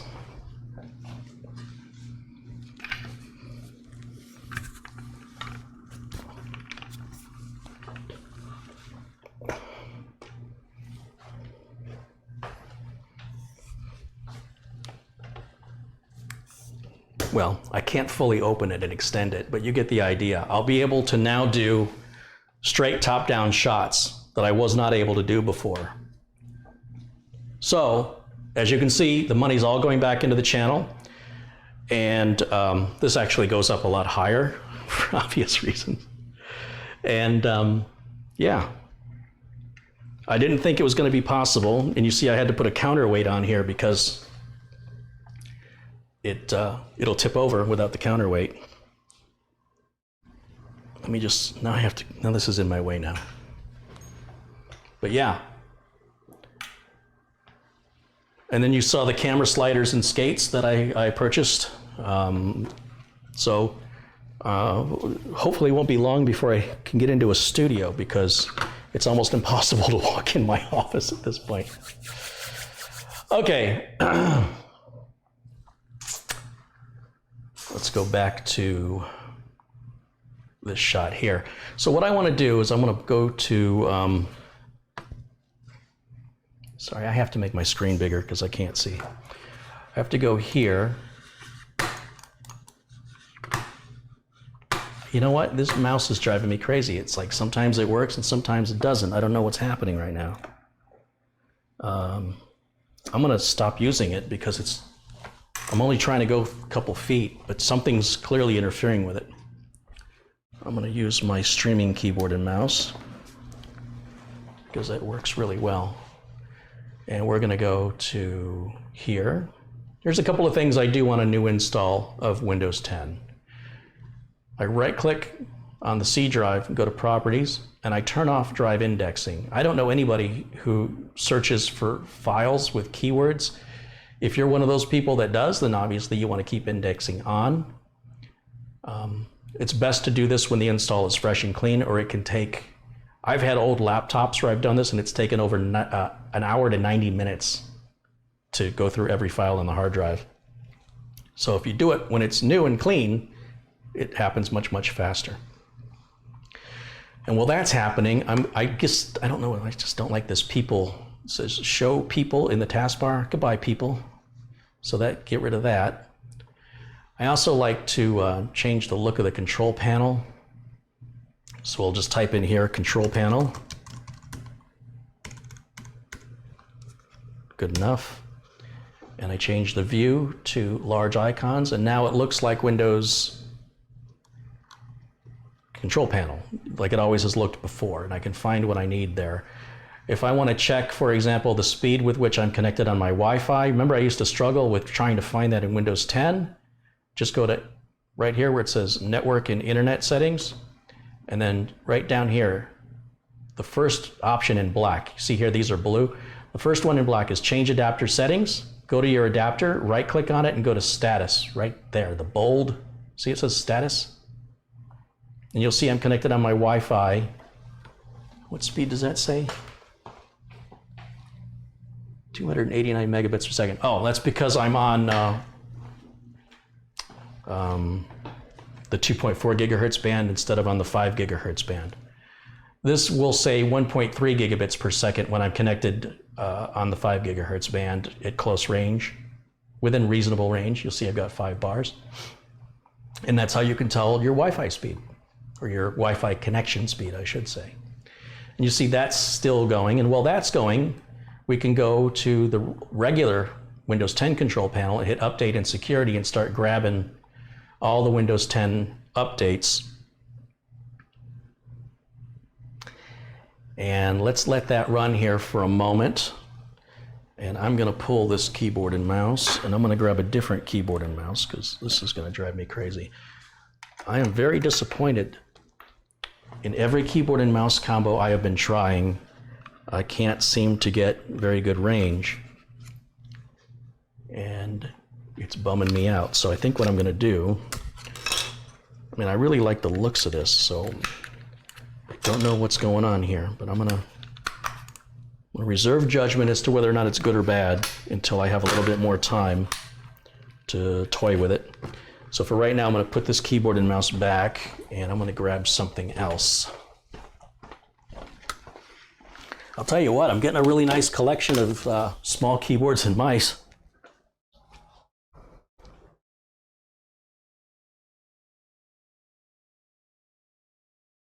Let's see, which one should I use? I haven't used this in a long, long time. I wonder if it still works. You guys will recognize this old keyboard and mouse because it was something I hodgepodged together. Logitech has the ability to pair different wireless mice that they make with different wireless keyboards that they make.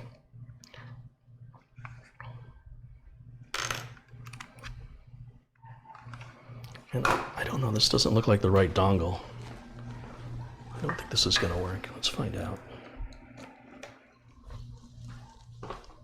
Does it pair to the keyboard?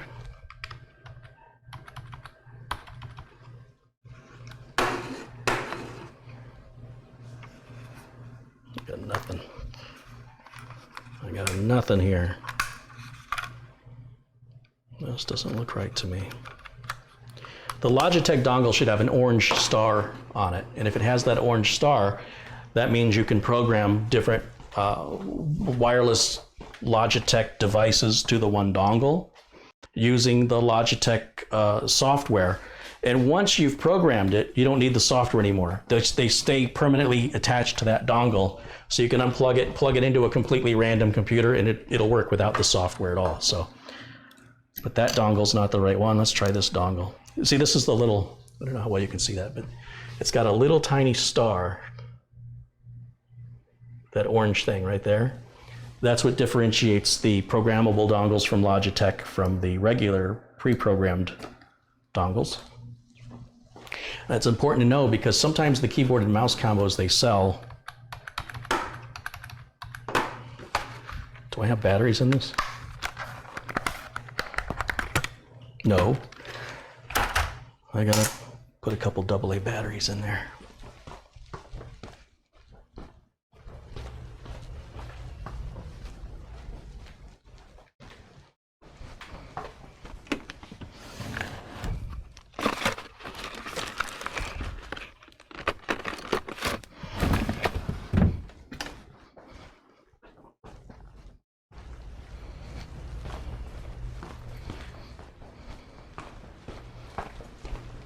Kind of hard to use a computer without the keyboard and mouse, right? Okay, there's one battery, other battery. Let's close it back up.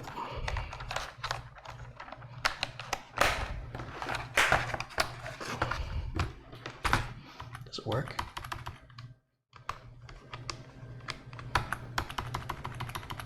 No, so I must have another dongle somewhere. Or I could use, actually, I could program that dongle to work and show you how it does it at the same time. I'm sure I have another Wi-Fi dongle. I can't find it. So I'll just program this one. And the way I'm going to have to do that will be to use a keyboard and mouse. I don't understand why this dongle's... Oh, you know what? This dongle does have the little star on it. Maybe I was right the first time. Let's take that out. Oh no, this one doesn't. This was inside of the mouse. This is what happens when you get too much stuff, ladies and gentlemen. About now. Okay, mouse is working. Keyboard works. All right, I just had the wrong dongle. It's all good. Everything's happy now. And I don't know what these two dongles are for, but I'm gonna just put them away. I'm sure I'll have a mouse somewhere that they go to. Even if you lose these dongles, you can always go on eBay and Amazon and you can just buy the dongle itself, so you don't have to buy a whole new keyboard mouse combo and just reprogram the dongle. You just need a working mouse to activate the software, to download the software, install it, and configure it. And then once you've done that, all you do is you tell Logitech what it's going to come up and it'll say what's pre-programmed with that dongle. And you say, I want to add a device, and it says, okay, turn the device off and then back on again. And that's it, you've programmed it. And like I say, you never have to use the software again unless you want to change it. So we're still downloading some updates here, and while that's happening, I'm going to get a USB flash drive.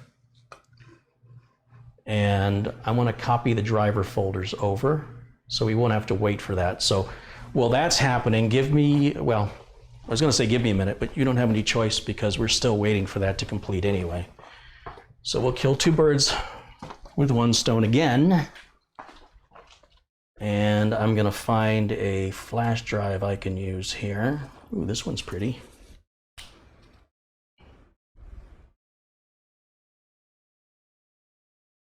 16 gigs ought to be enough. And I'm just going to plug that into my desktop machine. And on my network attached storage drive, I've got a folder that's got everything I need for the motherboard drivers. I've already updated the BIOS. And I've got the portable C cleaner. I see Carlo Delvaux sent 10 euros. Thank you, Carlo, for your contribution. That came in through PayPal, which is why I don't see the PayPal donations until I'm able to check my email on my Office PC. But you'll also get a personal thank you email from me a little later on today. And then when you have my personal email address, you can use that to ask me questions. You have my attention, basically. So let's see, we want the ASRock drivers. And I'm going to put those on the USB stick. And then I need, I'll put CCleaner, Crystal Disk Mark, Crystal Disk Info, CPU Z.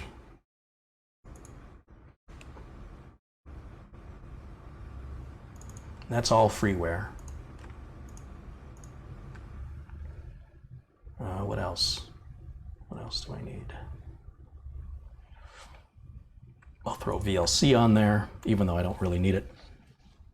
But it's something I put on for customers so they don't end up, you know, trying to play a file sometime and it says they don't have the right codec. And that's how you get a virus. That is how you get a virus, ladies and gentlemen. And then what else do I want to put on here? Oh, I've got some PC testing stuff I can put on there, like the temperature monitoring.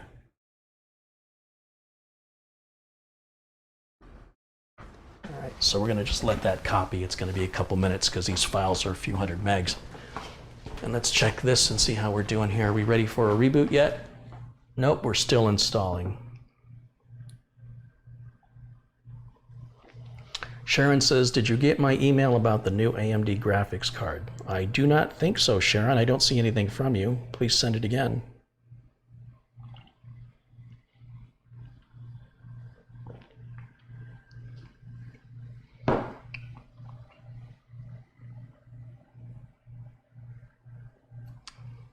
If you want, somebody's asking how they can tell if a Windows product key is legitimate. Contact Microsoft and Microsoft will tell you. Don't ask people on the internet because they're gonna, anybody who's selling you anything is gonna say, of course it's legit. Don't ask a barber if you need a haircut.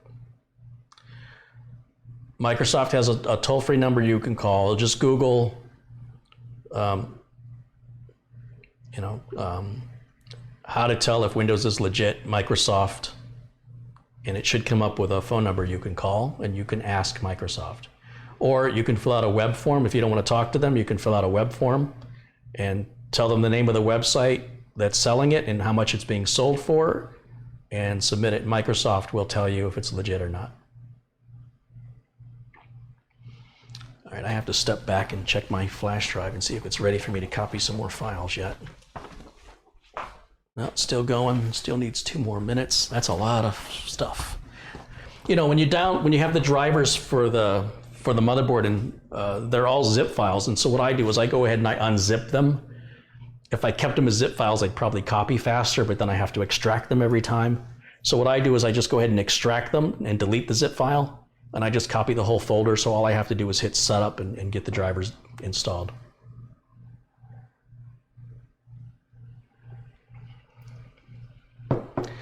Carrie, I have Windows 10. It does not boot up until I run Explorer manually. You can run a repair on Windows 10. Simply hold down your left shift key and choose restart while holding your left shift key down, and keep the left shift key down until a menu pops up for troubleshooting, and then just go ahead and do a repair. Just read the screen for your options there. Of course, you should always have a current backup of anything important at all times, not just when you're experiencing trouble. Ideally, you have a backup before you're experiencing trouble. And if you're lucky enough that you're experiencing trouble but your data is still available and you haven't backed up, you get that backed up first before diagnosing or trying to repair. Best advice I can give you.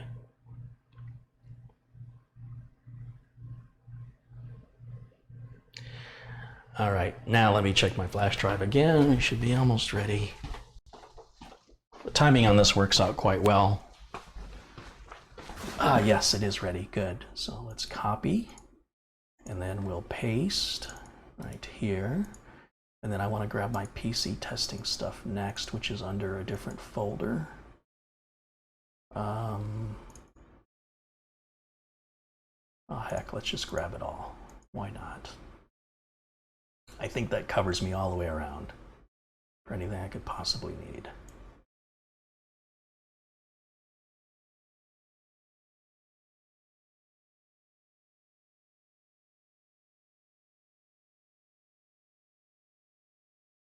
Almost there.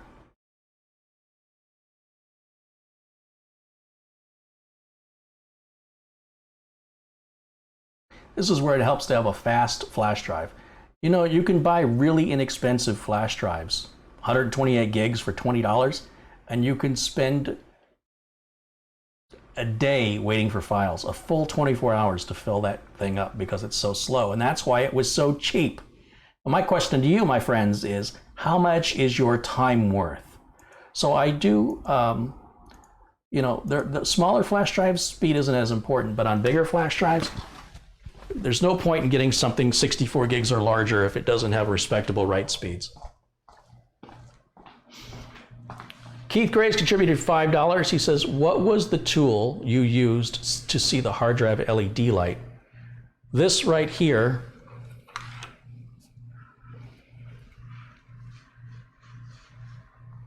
I'll have to put a link to this in Amazon. This is the AONE. That's the power button right there, and it's lit up. You can't really see it, it's blue. That's the power LED, and the hard drive LED blinks next to it. See if I can make a link for you. Let's go to Amazon. And I'd like it if you use my links because it doesn't cost you anymore, but I make a little commission on it. And this is only $12. I probably only make a nickel, but nickels add up.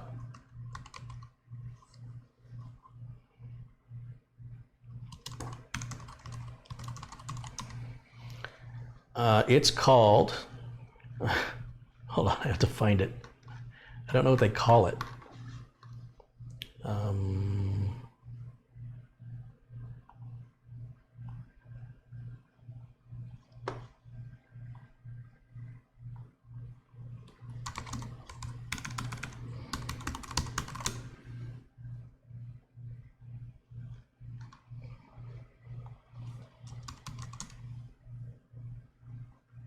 Doesn't show up.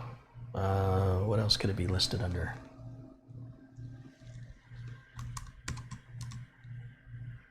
Still nothing. I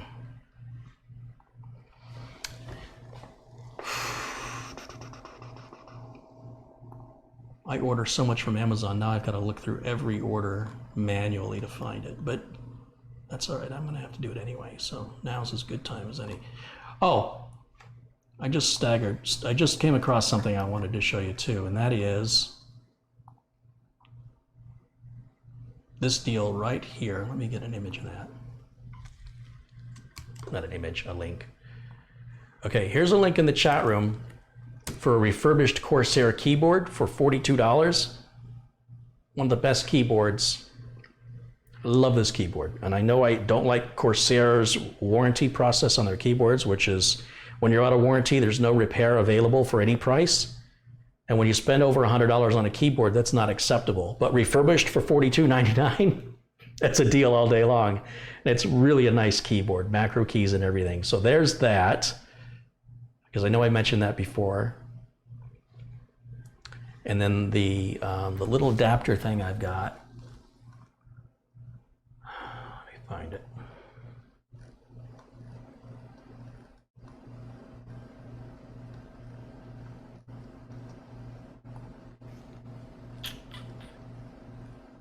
There it is.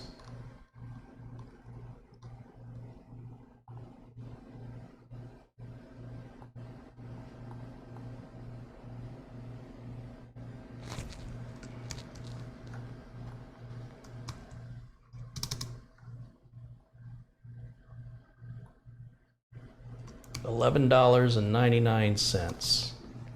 Bada boom, bada bing. There you go. Okay. So let me go back to, is this ready to reboot? It ought to be ready to reboot by now. Yeah. Let's go ahead and restart this.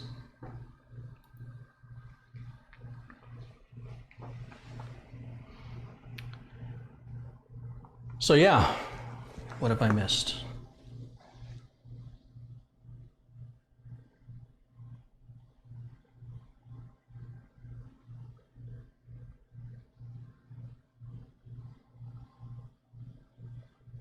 So there you go, Keith. Thanks for your contribution.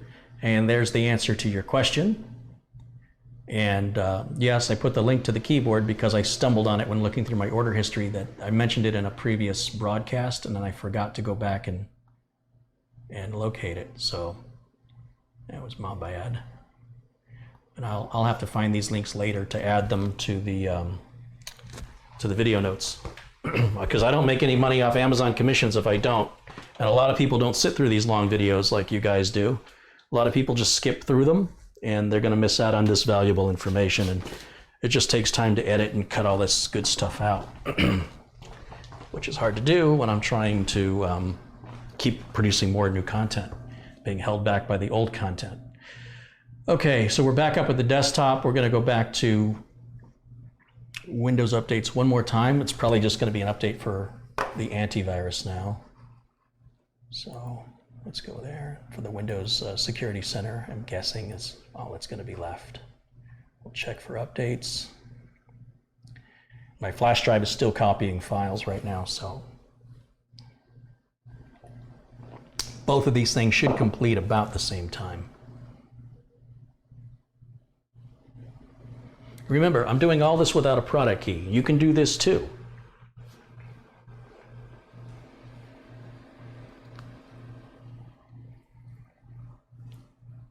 Windows runs in a trial mode, all versions of Windows, for 30 days if you don't have a product key. And then Windows 10 will continue to run indefinitely, but it won't allow you to do some customizations without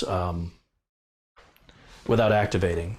So certain things, like if you want to put the My Computer icon on the desktop, it won't let you do that, I don't think. I don't think it lets you display all of the taskbar icons. You know, those little customizations that aren't really important. They're just preferences. But the Windows works. It doesn't slow down or anything like that. Okay, so we now have Windows up to date. I want to go into my power settings. Actually, I'll do that after I install the drivers, because the drivers automatically change the power settings.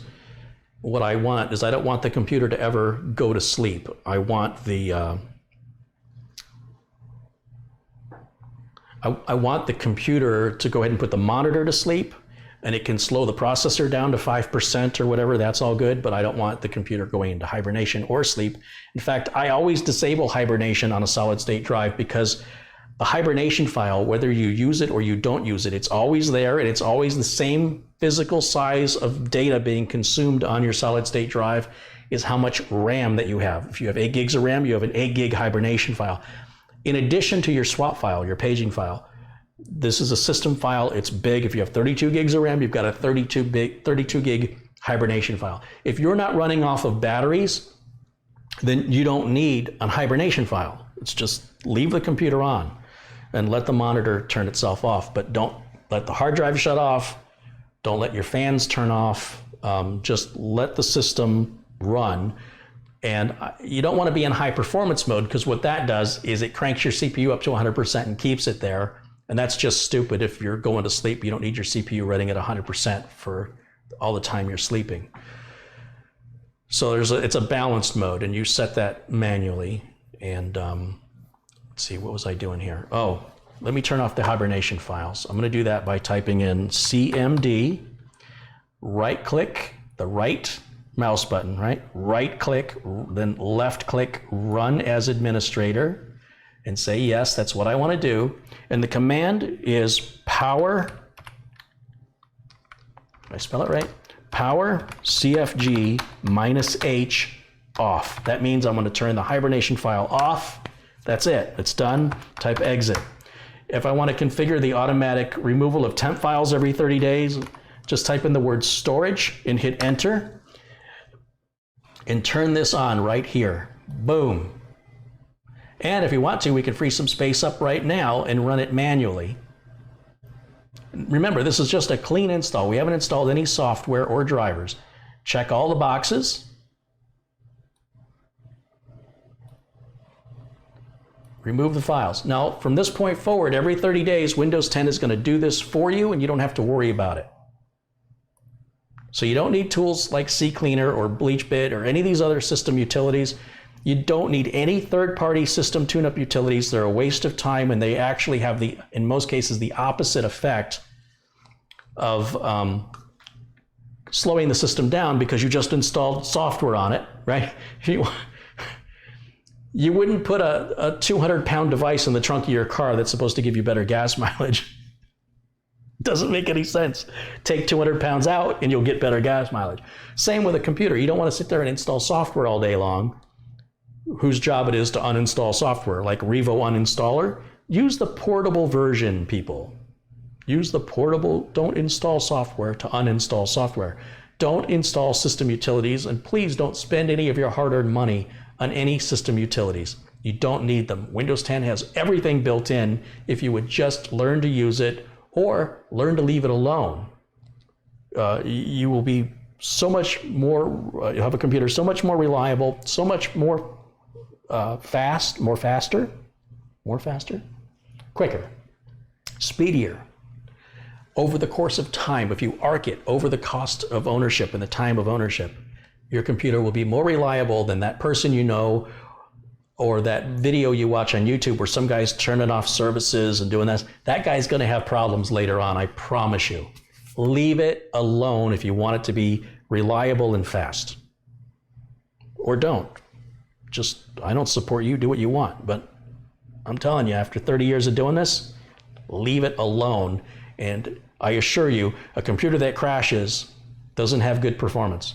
Even if it runs great for 4 months and then suddenly you're having to diagnose a problem because of something you did 4 months earlier, but you don't even realize it's because of what you did, because you installed some piece of hardware or software that now suddenly needs a service you disabled, but you can't remember you disabled it. Where's your performance now? Okay, let me go and grab my flash drive because I think we're ready to install drivers.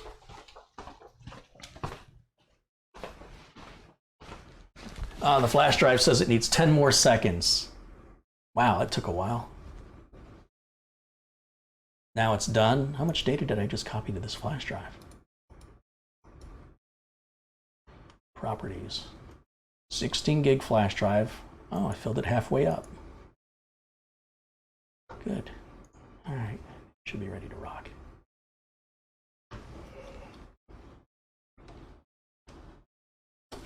So this is a JetFlash Transcend flash drive. It's kind of neat looking flash drive. I got these on sale. I always like to have a lot of spare flash drives laying around. Kind of looks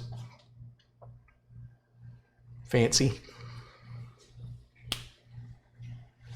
And let's plug that in. Well, we can eject the Windows 10 flash drive installation because we're done with that.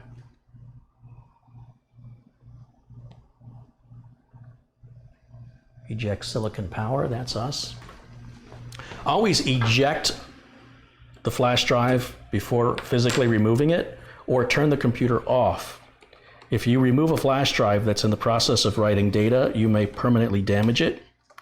And at the very least, you could corrupt the data that's on it. And if that's your only copy of the data, you will have lost it. It should never be your only copy of data. Some people think because they copy the data onto a flash drive, that's a backup. No, a backup is a second copy, not your only copy. Okay, so with the flash drive installed, let's go ahead and just copy everything off of it. Go to this PC, there's the flash drive, and then there's all of our stuff, and I'm just gonna copy it all. Control A, right click, copy, go to the desktop, right click, paste. And it should paste it a lot faster because flash drives read faster than they write. So it should only take a moment to get all this stuff. I would copy it directly off the NAS, but I'm on the guest network, and so I don't have access to it, and I don't want to get on my network and expose everything on my NAS to you guys. You'll see all my video projects that are in the works and stuff like that, so I'm going to hide that from you because that's just the kind of guy I am. Full disclosure. Full disclosure, I'm hiding this from you.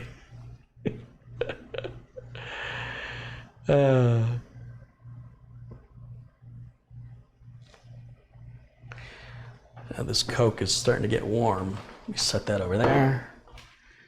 And I'll put this empty can over there, and let me get something cold because it's hot, hot, hot. Time for some Gatorade. Oh yeah.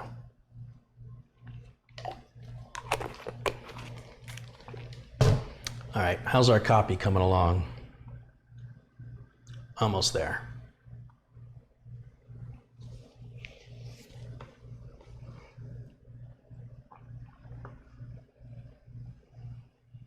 Is super fetch enabled? I don't know if you guys are talking to me or you're talking to each other.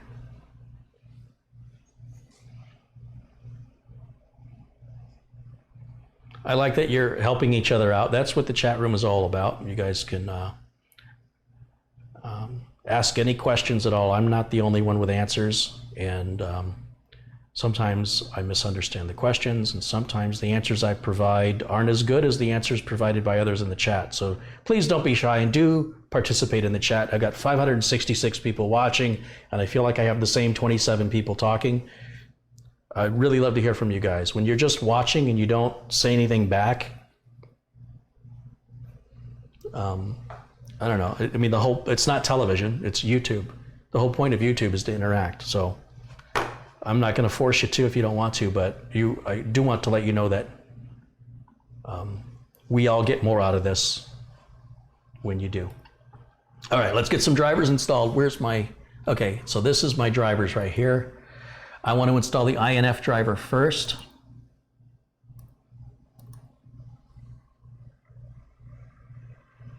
Next, accept, install, yes. See how fast that is? You're just pretty much clicking all the way through there. Very important to install this INF driver, and we're going to have to restart for those drivers to take effect.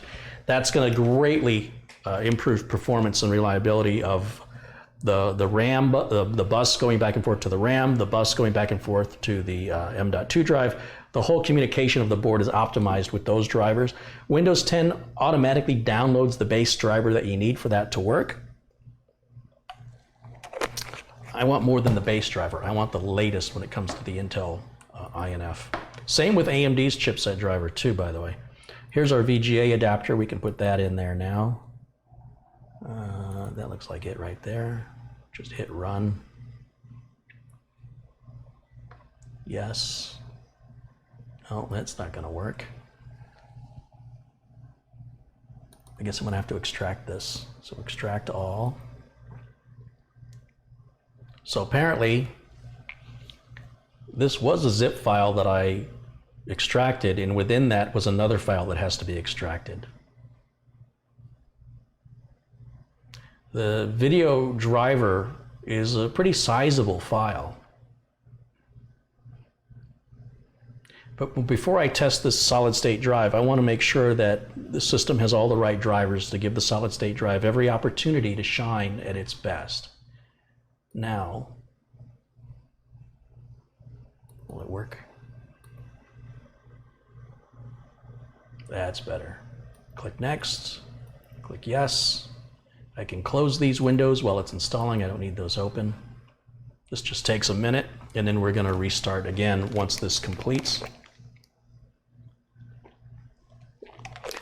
Now, because we're running NVMe, the Intel Rapid Storage Technology driver, as far as I know, only works in SATA, anything plugged into SATA or RAID.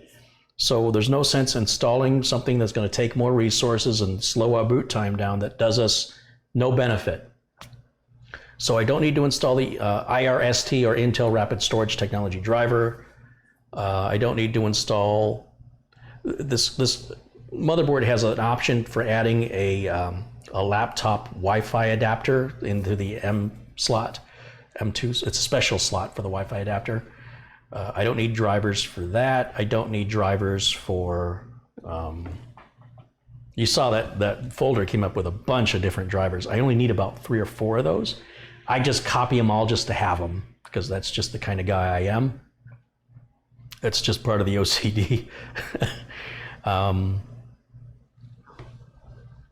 Okay, we're coming back up. You see that boot times, it's not that the Western Digital drive is that slow, but for the money, I could have gone 60% faster for just a couple dollars more.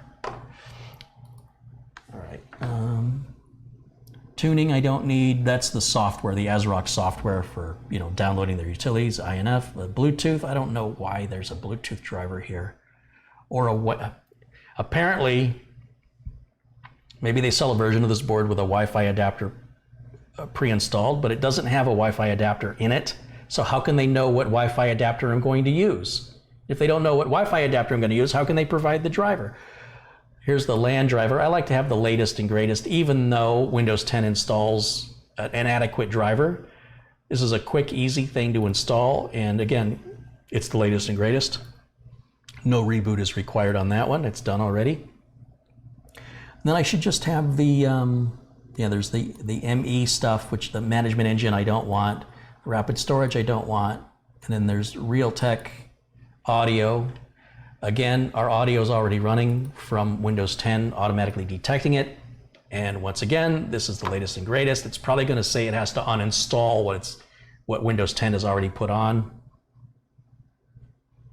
Okay, we hit next. Yeah, that's exactly what's happening. It says you already have a Realtek driver. So if you want to install this one, you must first uninstall the current one, reboot, and then the installation will continue automatically. So let's do that. We'll hit next. And it's going to uninstall the current sound driver. And this, again, just takes a moment. And then we'll hit finish. And if you want, start your stopwatches right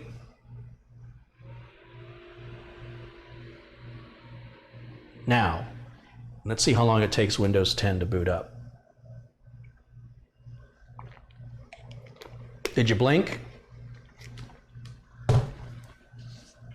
Now be patient, because the audio driver is going to automatically start the installation process. It feels like it takes forever, but it's getting there.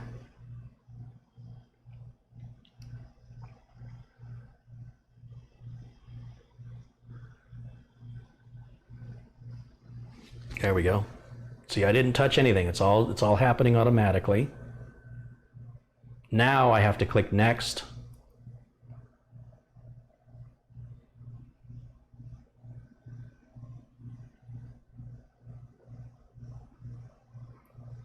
And restart. Now that's all the drivers. All the drivers are good to go.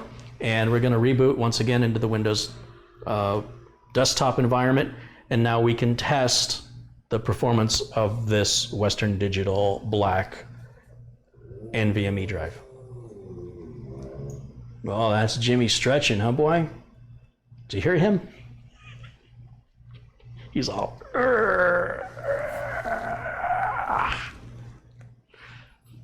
You can't see him, he's down there. Okay, here we go. First of all, you need to know about what I'm running.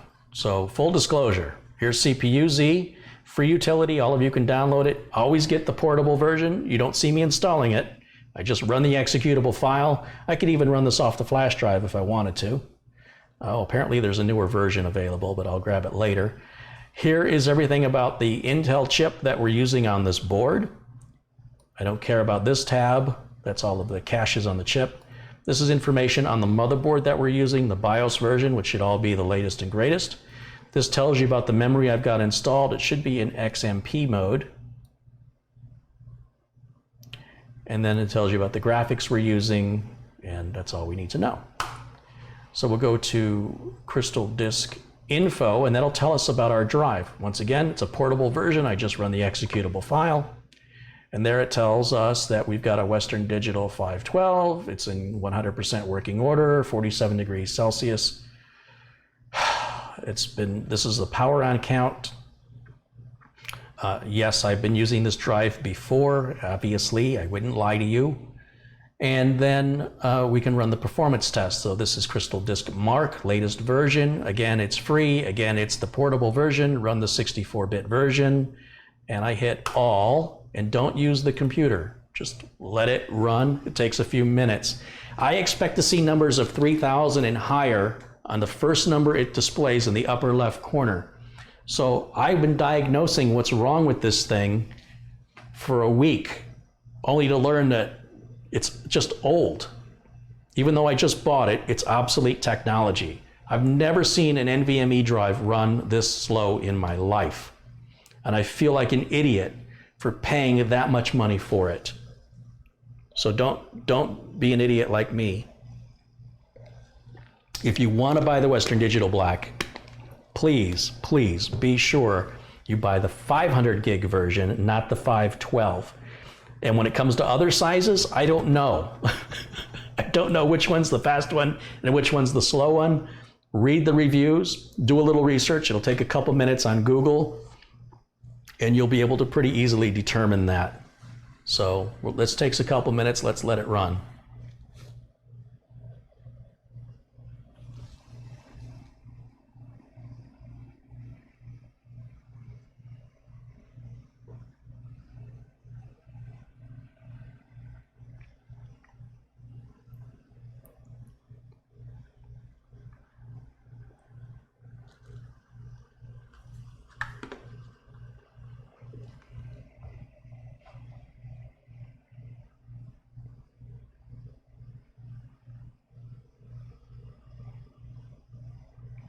Carrie, where did you get that flash drive? Almost everything you see I buy from Amazon or Newegg. On a rare occasion, I do buy from B&H Photo. I don't even know why they're called Photo anymore because they sell a lot more than camera stuff. And a couple times a year I buy from Rakuten, which used to be buy.com. You guys remember BUY.com? And then they became Rakuten, R-A-K-U-T-E-N. I don't shop at Rakuten very often, but every once in a while they have a good deal. And those are primarily my only sources. I do not buy from Fry's Electronics. I do not buy from CompUSA or Tiger Direct, or I could sit here and list everybody I don't buy from, but that would be a waste of time.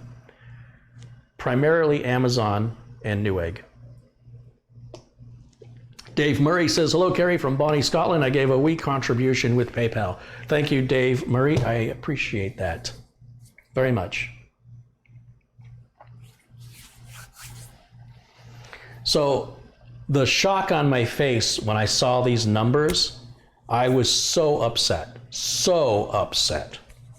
I'm diagnosing this thing. I'm checking every setting in the BIOS. Can't find anything wrong. And reasonably upset, yeah. I see Bill Litherland. Sorry, I didn't notice you before, Bill. Bill's a frequent contributor here on the channel. Always happy to see Bill joining us. And I guess he's... Oh, Bill, the DVR mode is turned on, so you can rewind this video right now if you want to.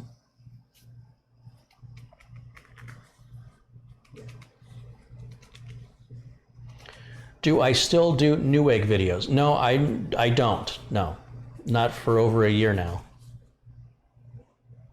They have gone a different direction, so we're no longer working together.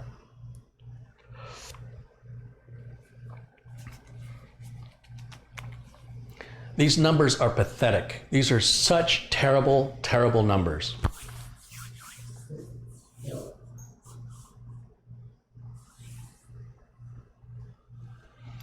Is the drive still under warranty? You could probably return it. There's nothing wrong with it. It is running exactly as it was designed to run. I made a bad decision. It's not their fault. I bought an obsolete product. The product is doing exactly what it's designed to do. I am an idiot because for a few dollars more, I could have bought a different version or a different manufacturer's drive. In fact, let's take this to the next level. Now, there is Western Digital SSD software we can download. If we go to, let's see, I'm not sure where it is. We'll just Google it. Why am I disconnected?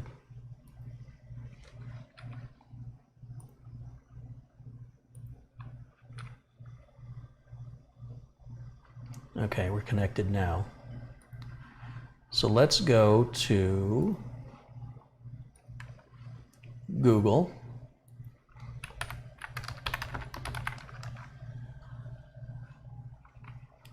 And let's do Western Digital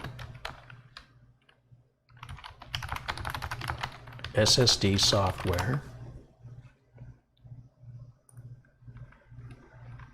Oh, let me go back. Oh, that's it. Western Digital SSD dashboard. And by the way, there's nothing in the box, as far as I can tell, that tells you this is available. When you buy the Western Digital Black, you pretty much just get a little tiny pamphlet and a solid state drive, and that's it. Which, you know, I'm fine with, as far as there's not a lot of stuff to throw away, but it sure would be nice if it was a little more bold about downloading the software. I'll give you a quick look at what the software looks like. In fact, I'm going to copy it over to the flash drive because we need to repeat this process again.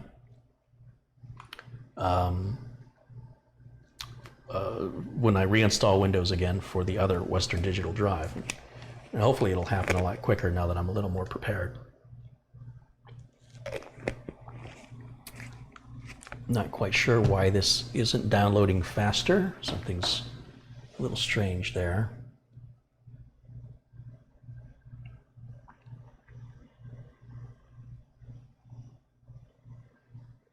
It's very slow for some reason. That's got to be on Western Digital's side. It can't be on my side. Well, while I'm waiting for that, I can talk to you guys. So let me go back to my chat room here. So you're only going to get 2,000 megabytes per second from that drive. Well, you tell me. Go to Google and search for the performance of a Western Digital Black. And search for the 512 gigabyte version, not the 500 gigabyte version. Search for Read Performance Western Digital Black 512 gigabyte and tell me what it says you can expect maximum read and write speeds. That's my challenge to you right now. Tell me what it says. I'm not going to look it up. I want you to look it up.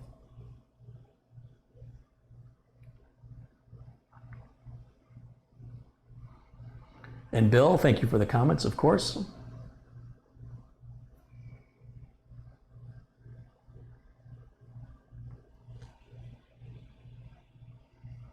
Yeah, I don't know why this download is taking so long. I bet you I can copy it off my server faster.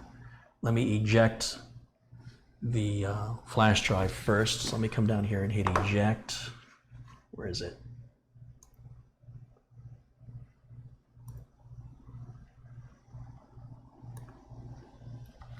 Save to remove. And I'm just going to go to the other room here, and I know I've got that on my server. Oh, you know what? No. Scatterbrained. I'm going to go here first. I was thinking I might already have it in the driver folder, but I didn't see it. I would have seen it if it was in there.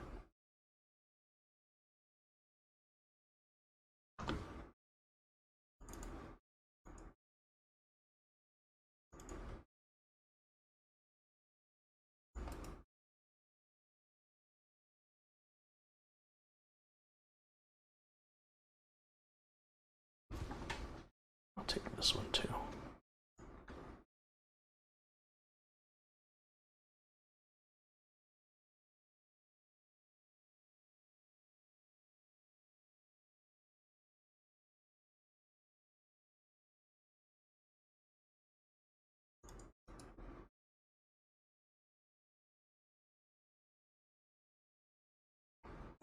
Ah, yes, I do see Sharon's email about an AMD card.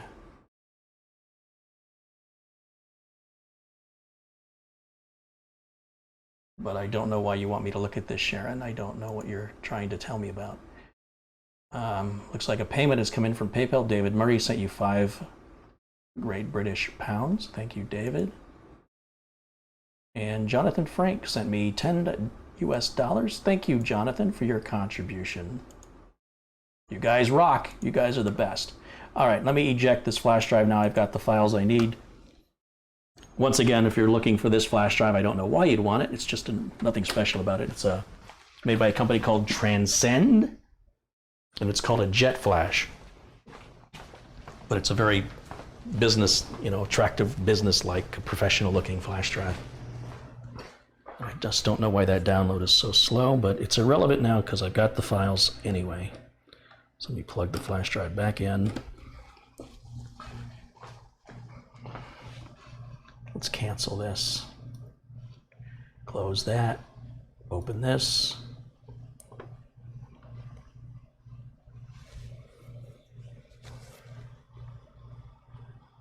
Or not.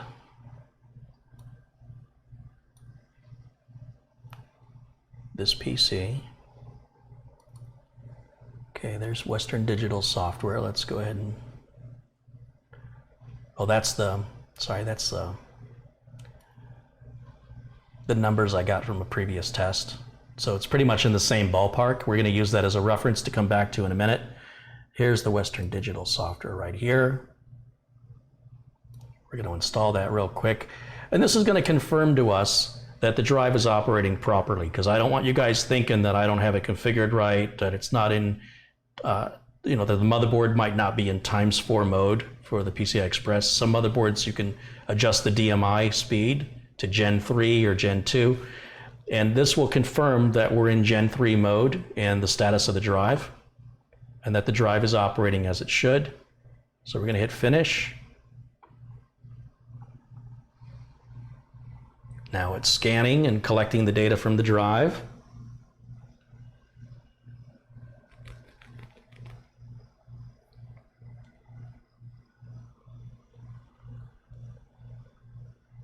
Boom. All right.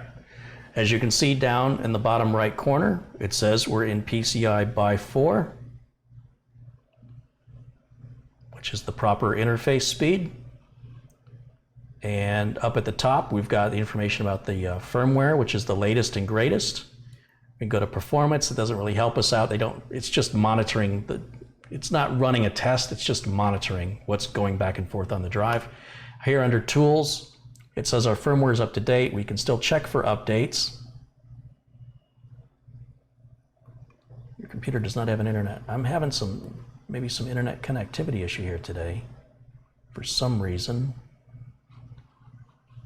Let's check it again.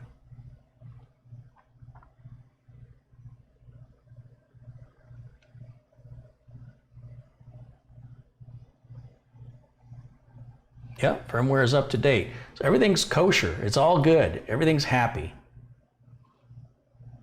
Even this software I'm running is up to date. So that's where we're at. That's as good as the drive is going to get. Now, bear this in mind as I present to you this next bit of information, which will hopefully help you understand why I'm so upset. If I go to,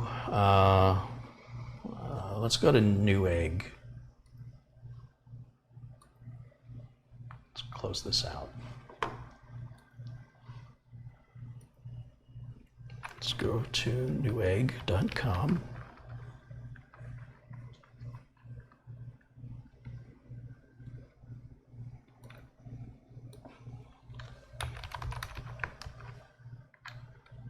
I'm having some connectivity issues here for some reason.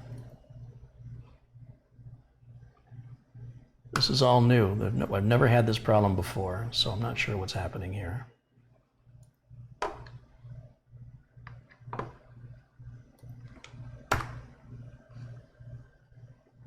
And let's do a search for the Western Digital 512 gigabyte.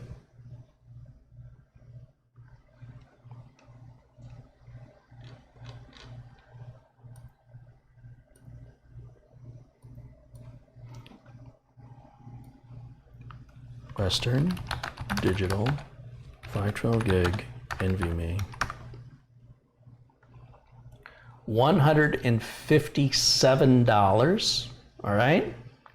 And this one is $173. They look identical. This one is 60% faster than this one. So why is this still available for sale?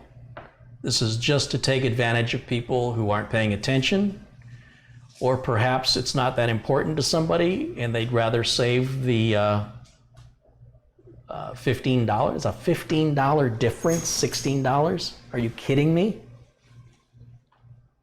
Now, AData sent me the, what's this called? It's an SX8200, 480 gig. Okay, this drive is cheaper than both the Western Digital drives. And I've already run the test on it, just like I just showed you how I installed Windows Clean and just put the drivers on it, nothing else. And look at these numbers. So this costs $20 less than the Western Digital. It comes with a little metal heatsink. I don't know how much useful it is, but it's included with the drive. If you want to use it, you don't have to. And then on top of that, they sell that RGB heatsink that I showed you earlier, called the XPG Storm. And if you add the price of that XPG Storm, so let's call it $140. XPG Storm, let's see how much the heatsink is. It's $29.99, so that puts you at $170, and that gets you a drive just as fast with the additional heatsink and its RGB heatsink from AData. And the warranty on the AData is 5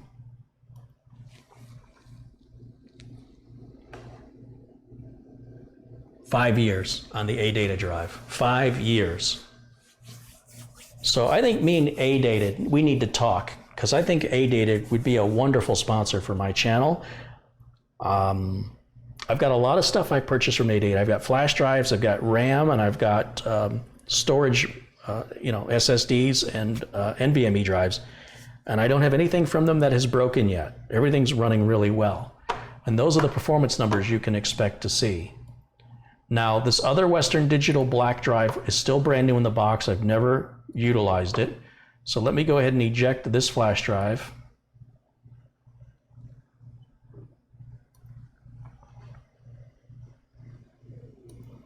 It's currently in use, shouldn't be.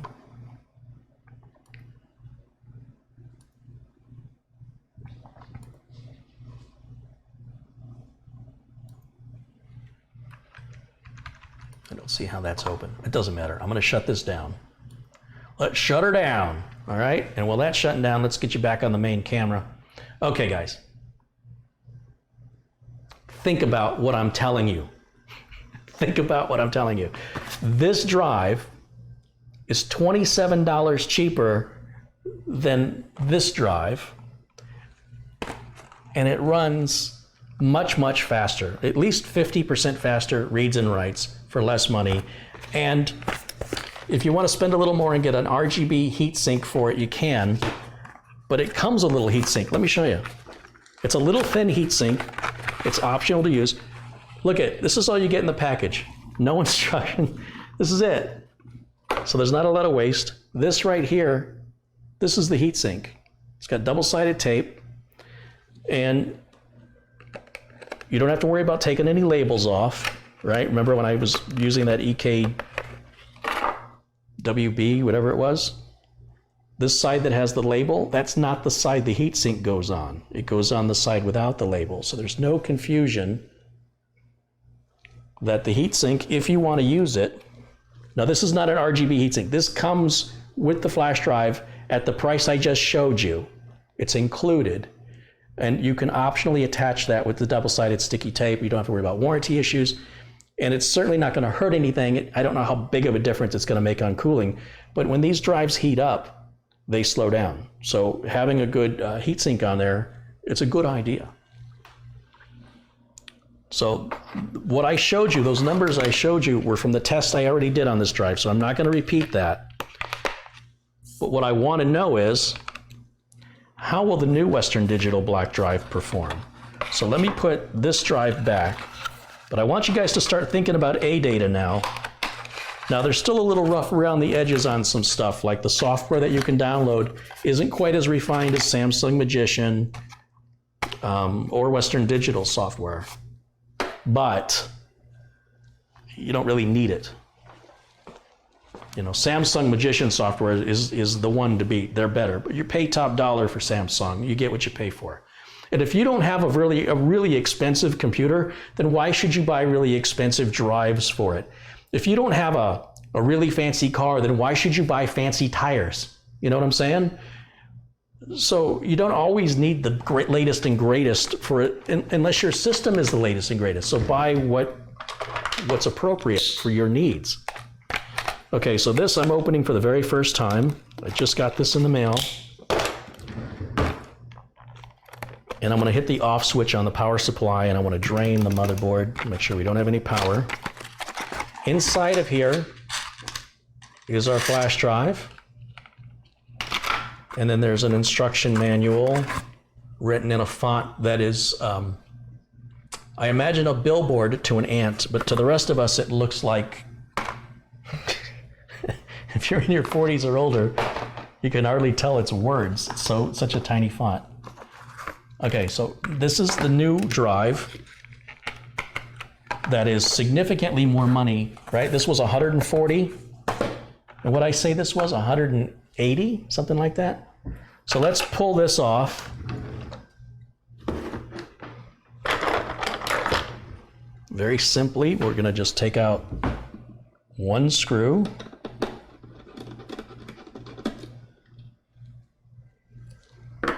We're going to set this aside. Now I want you to look at these drives side by side. I want you to take a look at how easy they are to misidentify. Is this the new one or is this the new one? One's black and one is blue. Isn't it interesting that the Western Digital black is blue? I wonder if the Western Digital blue is black. But this is actually black. You'll see the underside of it. If I can hold it so you guys can see it, that would probably be helpful. The blue one is the old slow one. The black one is the new one.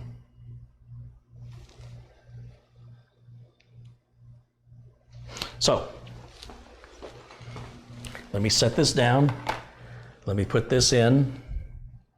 Same slot, same configuration. I'm not changing anything on the motherboard.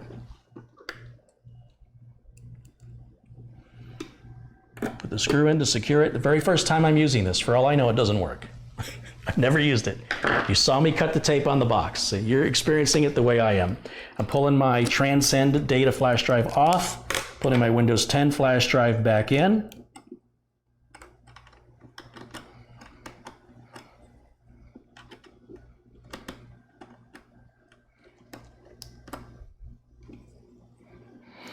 You can only install a USB flash drive, unless it's USB Type-C. It only goes in one direction out of two possible directions, but it always takes 3 attempts. Can anybody explain that? All right, switch back on, power. I'm not changing anything in the BIOS. I'm not making any changes. All I did is swap out the M.2 drive, and let's go back to the close-up of the computer here, and it should automatically boot to the flash drive because it has nothing else it can boot to. Because this drive that I just put in, it's never been formatted before. And that's exactly what's happened. I click next, just like I did before. Click install now. And here we go again. I don't have a product key.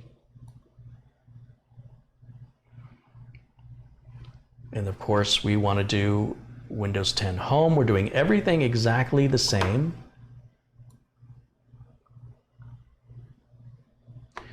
Except the terms, and click Next. Always choose Custom Install. Always choose Custom Install if you're doing a clean install. There's our drive. It's detected, which is good. We hit Next. And now we wait.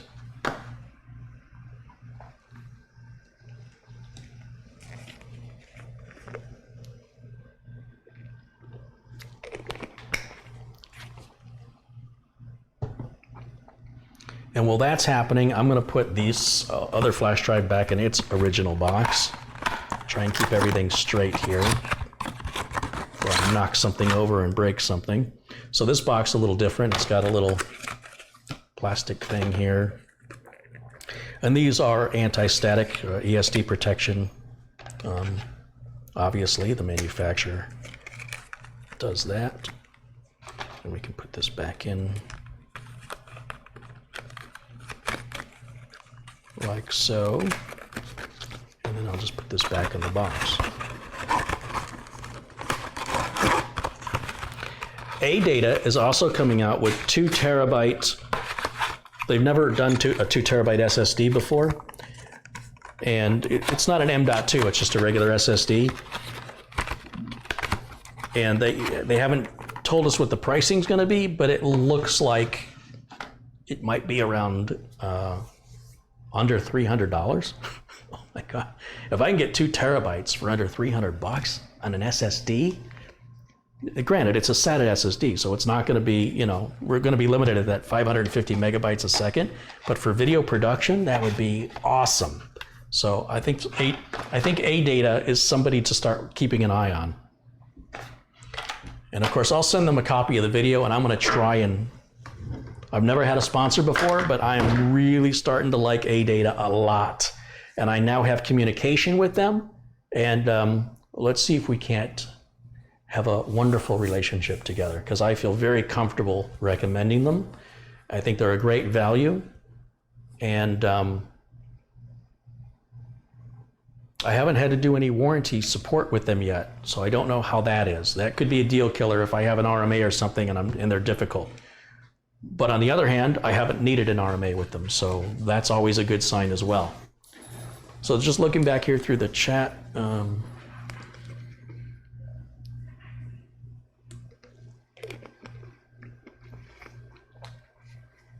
yes, the Western Digital Blue is not NVMe. That's right. I bought the Western Digital Blue for $88 for 500 gigs.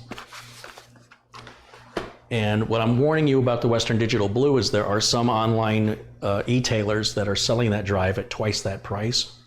And for twice the price, you could buy the NVMe version, which is the Western Digital Black. Just make sure you buy the right Western Digital Black NVMe. It's very confusing. And I really think that that Western Digital's marketing department should be replaced. I think that's an unacceptable failure. It's very deceptive and misleading. So my job is to make you guys aware of this stuff. AData is a global company. They're based in Japan, I think. They're available all over the world.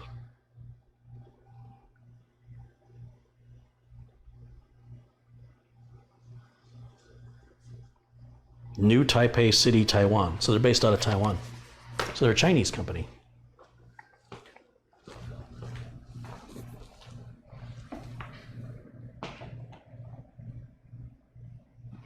Irving, say goodbye. All right, Irving, thanks for joining us. And thanks always for your contributions and your participation. Okay, I'm going to hit enter for United States, enter for US, enter for skip. Once again, we connect back to diversity guest, put in the password.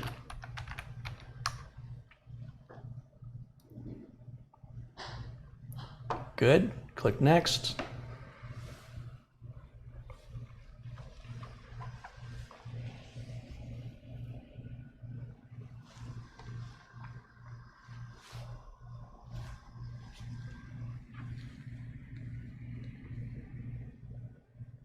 And we should just about be ready here in a moment.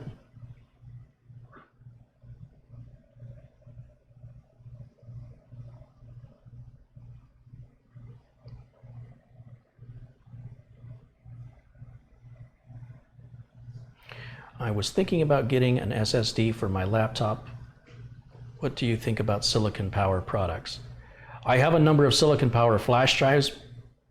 I can't say about their SSDs whether they're worth buying or not. I think you could buy an ADATA SSD for less money. You could also look at SanDisk, although I heard the prices went up. I haven't verified if that's true or not. Okay, I want to make an offline account. Says, are you sure you want to sign up with Microsoft instead? No, I don't want to sign up with Microsoft instead. That's really annoying. I'm going to put in the same, just put the word user in here for the username. Nothing for a password. I don't want to use Cortana. And then I turn off all of this stuff, just like before.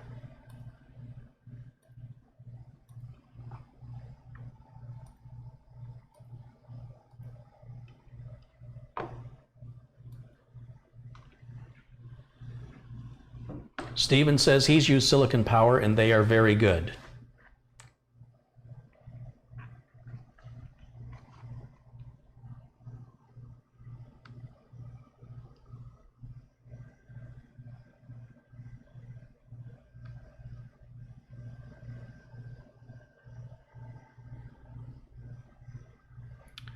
Craig Lilly says, I've got the ADATA NVMe drive you just showed, and I now boot into Linux Mint Cinnamon in around 10 seconds instead of 2 minutes on my old hard drive. Yeah.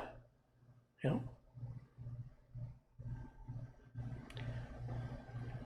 Caleb Spank says, I've had a SanDisk SSD go bad in under 4 years. Well, just watch that you watch the warranty, because these ADATA drives have a 5-year warranty. So if that was ADATA, you'd still be in warranty. I don't know what the SanDisk warranty is.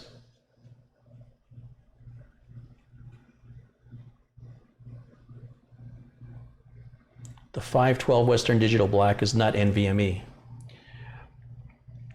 If you're seeing data transfer speeds over 550 megabytes per second, which saturates the full capacity of the SATA bus, then you'd have to tell me how I can get 2000. And the only answer to that is that it's in NVMe. And furthermore, I just showed you the Western Digital software that showed it was in PCI Express ×4 mode, which is the same thing as saying NVMe. Remember earlier I had a conversation about megabytes versus gigabytes? Well, saying NVMe or saying PCIe ×4 is basically saying the same exact thing. So the Western Digital Black Drive is NVMe, and you can verify that by doing a Google search. You don't have to believe anything I say. Look it up. But don't make bold statements without backing it up with evidence, because what you said doesn't make any sense. There's no way you can achieve anything more than 550 megabytes per second with a SATA bus. So you either have the U.2 interface or you have NVMe. That's your only two options. Now, apparently I might have missed turning off one of those little things they're telling me in the chat, but that's okay. In the Windows 10, I was turning off all that stuff, but it doesn't affect performance. So let me go in here and let me close this window. Let's go back to the C drive. Whoops. And let's disable the indexing again. There it is. Right click, properties, uncheck indexing, click OK,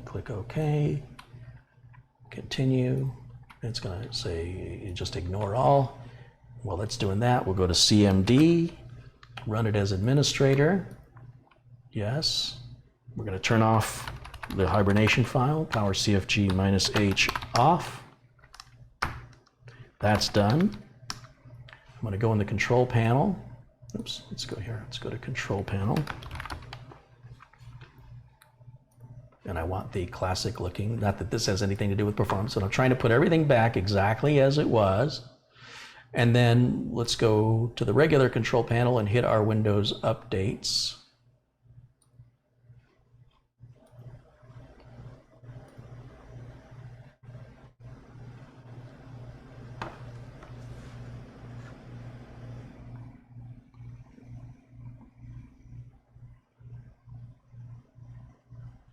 Jonathan Mayberry says they're spying on you anyway, on or off. Yeah, and so is your ISP, and so is your cell phone provider. Just might as well get used to the idea. And it's going to get worse before it gets better, folks. You'll long for the days when they were just spying on you this way compared to what they're going to be doing in 10 years. Bill the Bruce says, when you were turning off everything in the Windows 10 setup, you forgot one on the bottom left. Again, I appreciate you letting me know, but it doesn't really make a difference. We can go back in and switch it off, but I'm not worried about it.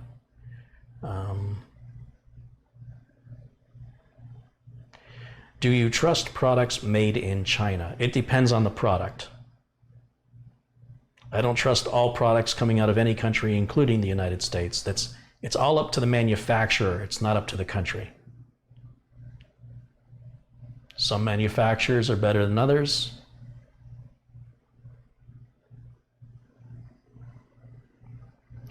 Daryl Hilton wants to know if an ADATA 1 terabyte drive would be a good upgrade for an HP Core i5 with 8 gigs of RAM. Well, that's only something you could decide. I can't tell you that. But if you're replacing a hard drive with any solid state drive, I think it's always a good upgrade. Now, whether or not it has the capacity that you need, that's really up to you to decide that. I don't know you well enough. I don't know you at all, quite frankly. Carrie, what did you do at Intel? At Intel, I was the laptop support engineer for the entire Chandler, Arizona campus of over 5,000 employees. And at that time, it was a pretty important position because regular employees didn't get laptops. They were very expensive. The only people who got laptops were department managers and people in positions of power. And if you upset somebody in a position of power because you didn't do the job right, you didn't do it fast enough, or you were rude, you weren't going to have a job there very long. So I was very proud of being the only person in that position. If I called in sick, then laptops weren't going to get fixed. I was the only one who did it. In fact, the guy I used to work with, Steve, reached out to me in one of my comments in a video, and I hadn't heard from him in years. And he sort of said something like, we used to carpool together, and back then, I was the Uber geek. He goes, things have changed. It kind of reminded me of Obi-Wan and Darth Vader. When last we spoke, you were the master and I was the student. Steve still knows way more than I do. I'm not even going to play that off, but I just thought it was funny.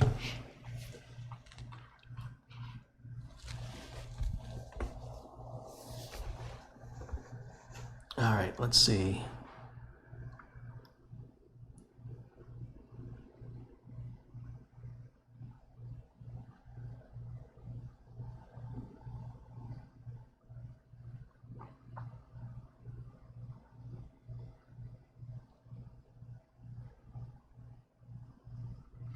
Carrie, on the Western Digital website, I read that the blue 512 gig is Western Digital Black PCIe SSD. Black 500 gig is Western Digital Black NVMe 2018. No, well, you can see the box. It clearly says, see, this is the difference between reality and the web. I keep telling you guys over and over and over again, there's so much misinterpretation and false information on the web. You cannot use that as a source of any information for which you can consider to be knowledge. This clearly says it's a Western Digital Black PCIe, and it says it's 512 gig, and it says NVMe right on the box. I don't know how much clearer you guys need that.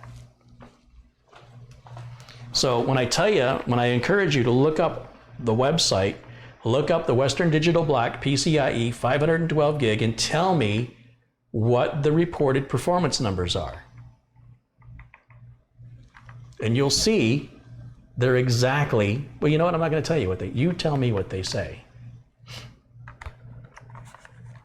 Carrie, do you have a data cap on your internet? Yes, I have Cox cable, and Cox has implemented a 1 terabyte data cap for all Cox customers unless you pay an additional $50 a month, which is ridiculous.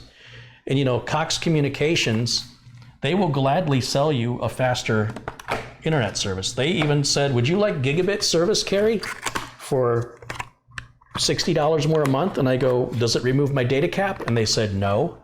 So you're telling me I can exceed my data cap in a couple of hours and pay more for it. It doesn't make sense to me that ISPs offer faster speeds, but they don't adjust the data cap. All it does is it means you're going to hit the wall that much sooner. And they want 10 additional dollars every 50 gigabytes you go over 1 terabyte. And that can get expensive real quick. And their excuse is, they said 93% of our customers never use more than 1 terabyte. So this really affects a very small percentage of people. Well, I never like to be lumped in with a bunch of sheep. And this is exactly why. It's justification for highway robbery, and it should be illegal. But I don't have much competition. I can go to satellite if I want to go pay a lot of money and for slow internet access. I can go DSL, but the DSL in my neighborhood is still capped at 1.5 megabits per second, which is what I had in 2001, I think, or 1999. So I'm stuck with Cox Communications. And as thrilling or as appealing as it sounds to go to gigabit, with the 1 terabyte data cap, I'm just going to hit it that much faster. So what's the rush? All right, hopefully we're going to be done here soon. You know what? Well, that is installing updates. I'm going to plug in this other flash drive and start copying our data files over. Try and take care of 2 things at once here. I just want to show you everything as openly as I can. Now see that I plugged that flash drive in, I can't use the mouse anymore. This happens sometimes when you share USB ports. So let me use a different USB port. I'm going to unplug. I should disconnect this first, but there's nothing important on there, so I'm not worried about it. That was my Windows 10 install. So if I've corrupted it by unplugging it without stopping it first, I'll just make another one. It's just a good habit to get into, to always disconnect your USB flash drives before you unplug them. Like I said, if there was some kind of a write process happening while I unplugged it, I could have damaged it. It doesn't happen very often, but it only takes one time and you'll never do it again. All right, so we got that going now.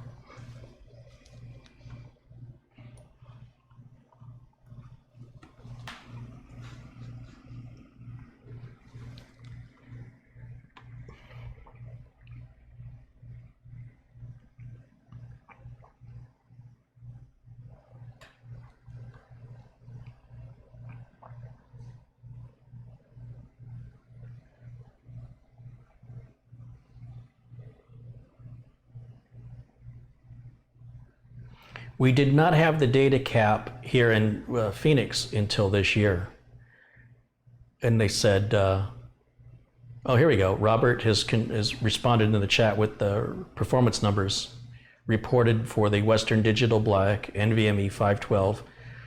It says sequential read speeds up to 2,050 megabytes a second. That is significantly slower than the A data drive I just showed you, which is over 3,000. What does it say on the box?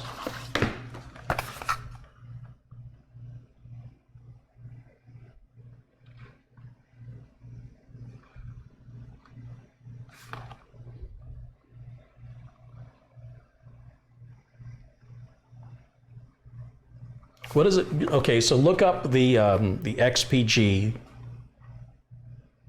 SX8200 480 gig NVMe drive from AData and tell me what the maximum sequential read speed is. It's over 3,000, and it's $40 less, right? No, it was this was $140 and the other was $157, so it was $18 less. And it comes with the heatsink, and it's 40% faster. Ridiculous.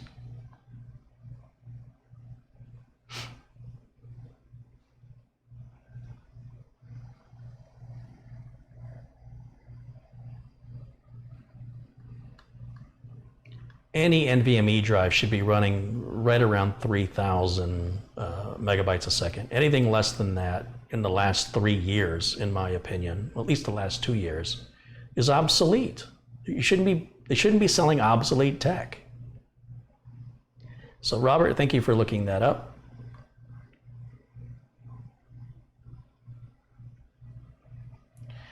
Gary says, didn't knowing that if you called in sick at Intel that laptops weren't going to get fixed put a huge burden on your shoulders? Yes, it did, and that's what got me out of bed in the morning. There was nobody else to do my job if I did not show up. Anime B Random says it's 2,050 megabytes a second read speed and 800 megabytes per second write speed. Okay, you guys, I'm sorry, I'm just now seeing you guys looked it up. Now look up the same data for the ADATA SX8200.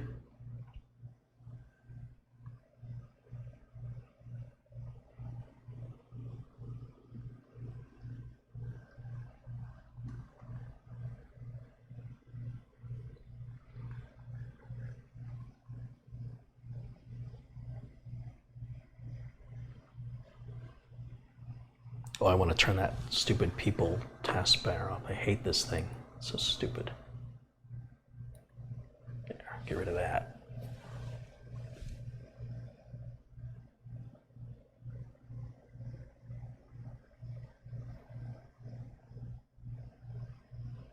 We're almost done. Looks like it's just getting this big cumulative update here for Windows 10.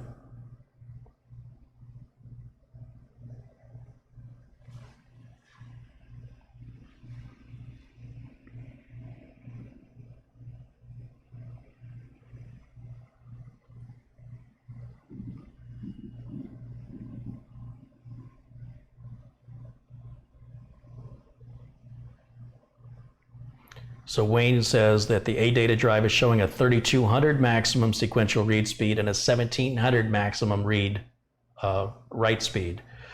So 1,700 is more than twice 800, right? Because the Western Digital showed 800, the ADATA shows 1,700, and 3,200 is much larger than 2,050. And the drive is cheaper and has a better warranty, right? So the Western Digital drive, how many years is the Western Digital drive under warranty? Oh no, they're both 5 years, I guess. I think they're both 5 years. Yeah, they are. So the warranty is the same.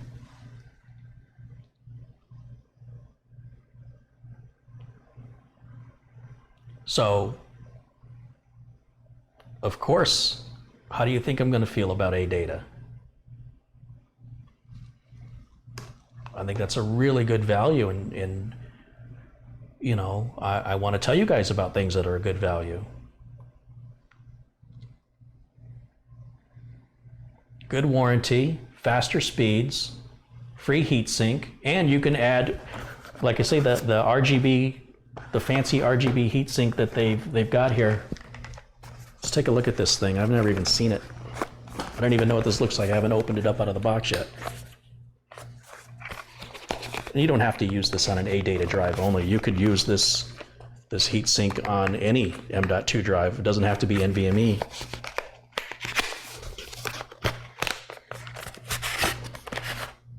Oh, it looks like a little graphics card. Isn't that cute? It's got a little fan. Seriously? Of course, if you don't have a case window, I don't think there's much of a point in it, but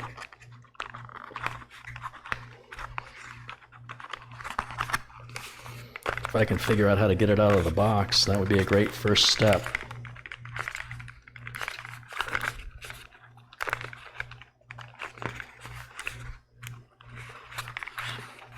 Ah, here we go.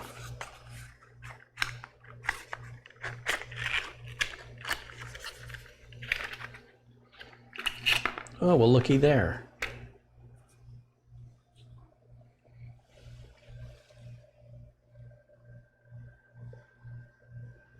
But what do you plug these into?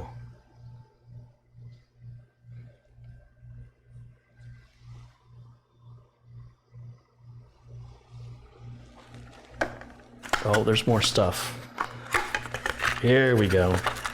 Okay, so you've got a Molex connector here, a couple of small screws, and then there's your plugs for... Oh, I see. Okay, so you don't have to use the Molex connector. You can plug into an onboard fan header on your motherboard, and then just plug those two plugs in. Easy peasy. I think they need to dump this Molex connector. At the very least, it should have been a SATA connector. It's only 2 pins. It's just positive and negative on the, what is that, the 5-volt side? That's all there is to it. For 30 bucks? How many people do you know that have a RGB heatsink? That thing. It looks like a little tiny graphics card. That cracks me up. And then there's your double-sided tape. I mean, that looks like a pretty simple installation there.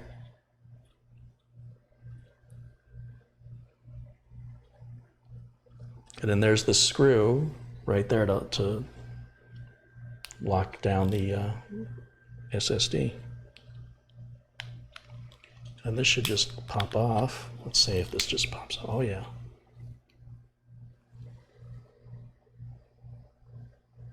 That's a lot of circuitry for a heatsink.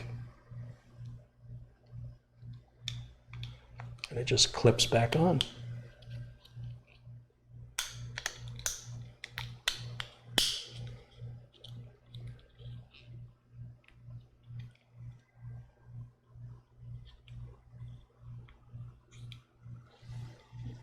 Pretty cool.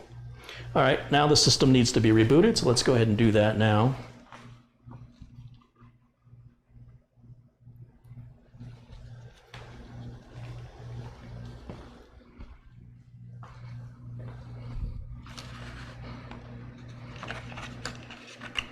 And I'm going to put this back in its box so I can review it a little later date. We'll review that.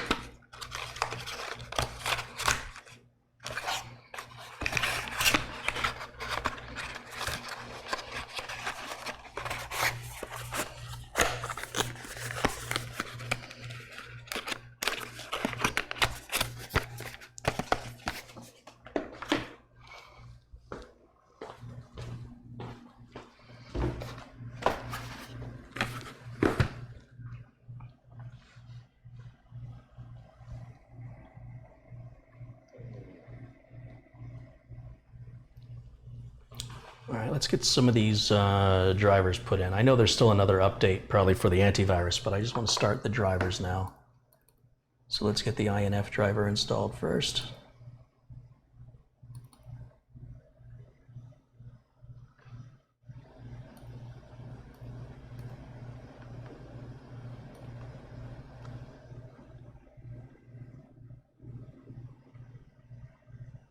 And we'll restart.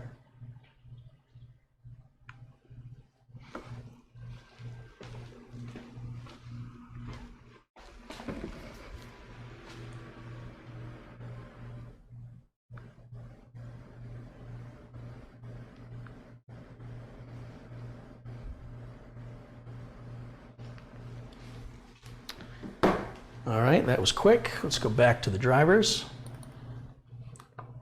Let's do the LAN driver because that's quick and easy.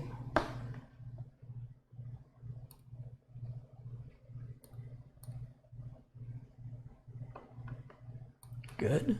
And let's do the video card.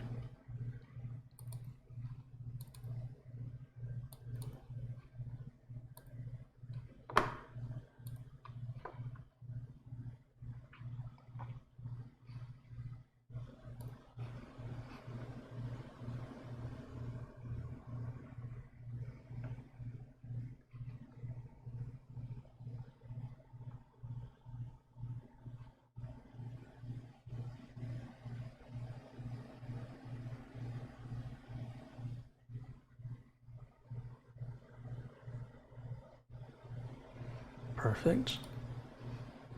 Now we can install the driver I just extracted. Click next, click yes, click next. Close that window.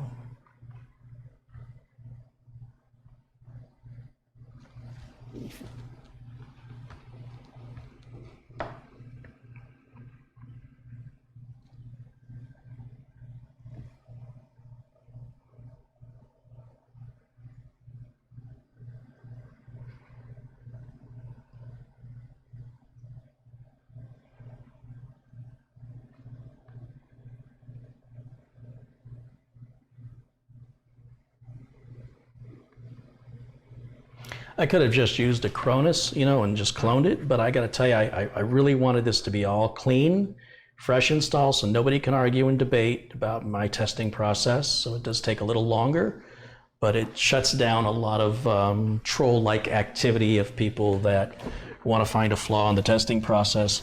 And this keeps it as honest and as direct and as uncomplicated as possible, but it does obviously take a little bit more time, and I appreciate your patience.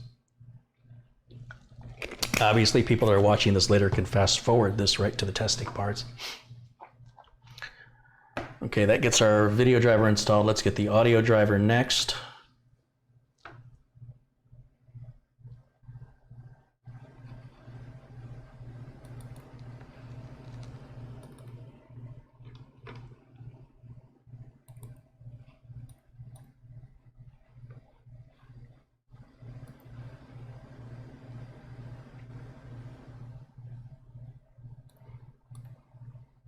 Once again, it's going to uninstall and then reboot.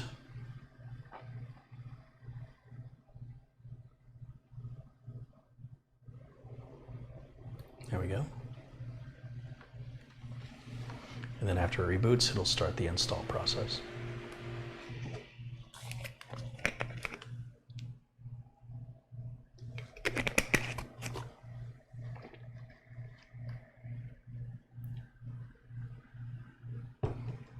Is that an actual fan on the RGB cooler? Of course, it's a cooler. How much of a cooler would it be with power running to it? For what purpose? Okay, let's go back to this other. I'm sorry, I have to make my screen bigger so I can see that software. The audio Realtek software should just come up here in just a minute without me doing anything. It should just appear. There we go.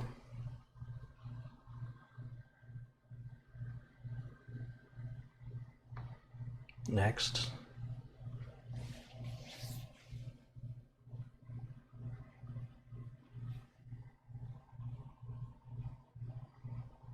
And reboot again. Here we go. That completes our drivers. I'll install the Western Digital software just to make sure that we've got the latest firmware installed to give it the benefit of everything it can do. Now this drive should be as fast as the AData drive, but $50 more. $40 or $50 more. Same warranty. And we'll see if the speed difference justifies an additional $40.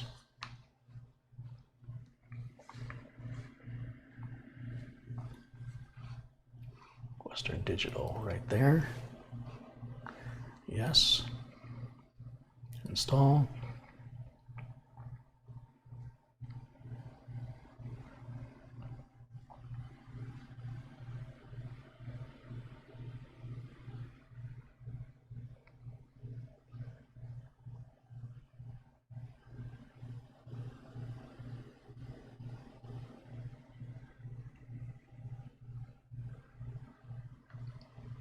Okay, and let's check the status of this drive.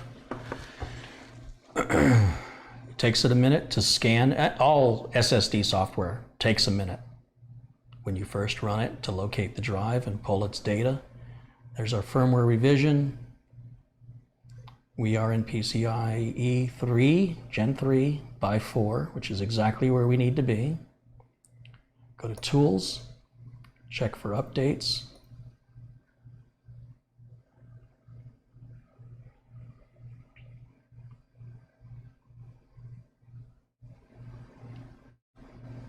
Firmware is up to date. Very good. Okay, so let's run Crystal Disk Mark. Again, I've got the portable version right here. It's a free software download. You can search my other videos. I show you how to download this and how to locate the portable version. Let's do all the tests and let's see what happens. The only other Windows update I'm missing is for the Windows Security Center, the antivirus. And just to speed things along, I'm just going to skip that. And, ooh, that's a very impressive read speed. Very impressive. All right. Well, for some of you, it may be worth the extra $40. If you want the most speed, this may be the fastest NVMe drive I've ever tested. I haven't tested Samsung's latest though I think this is going to give Samsung a run for their money. What an amazing difference how they went from a product that turned my stomach to a product that makes my eyes pop out. I'm very physical when it comes to hardware. Much better, much better. And what did we get on the right? We got 800 on the write speed on the other Western Digital.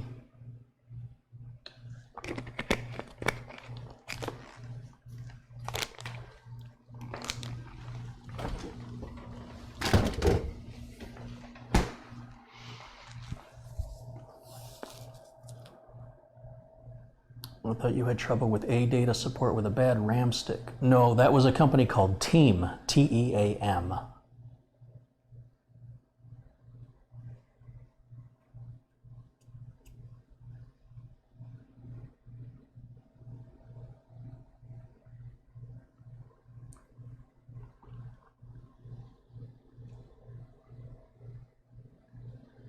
If you're just joining us, the DVR mode is enabled and you can rewind this live video.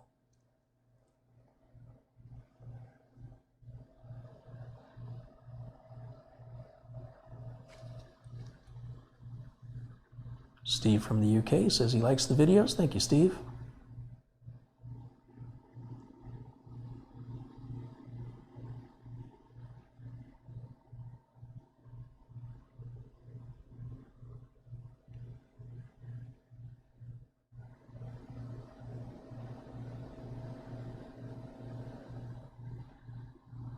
Can you run this benchmark multiple times? Absolutely, I'd be happy to. So if you look, the other Western Digital drive did 800 megabytes a second. Remember, that's a capital B, megabytes, not megabits, megabytes per second. We're at about 2,500 on the writes, which is incredible. Very impressive.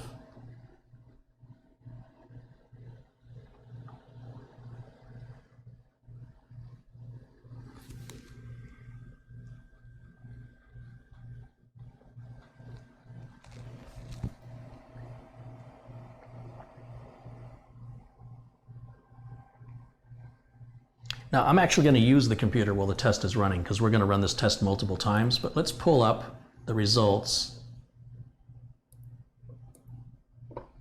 Just to remind you, this is what the other Western Digital Black NVMe, the 512 gig version, this is what it did.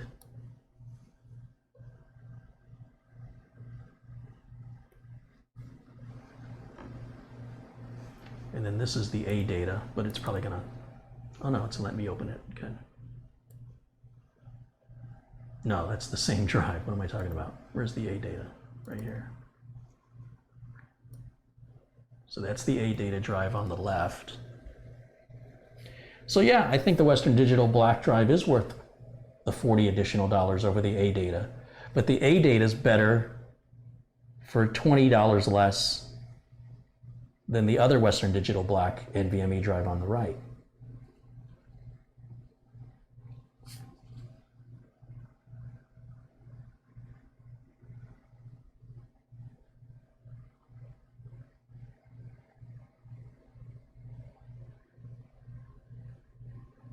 So the A data drive is on the left.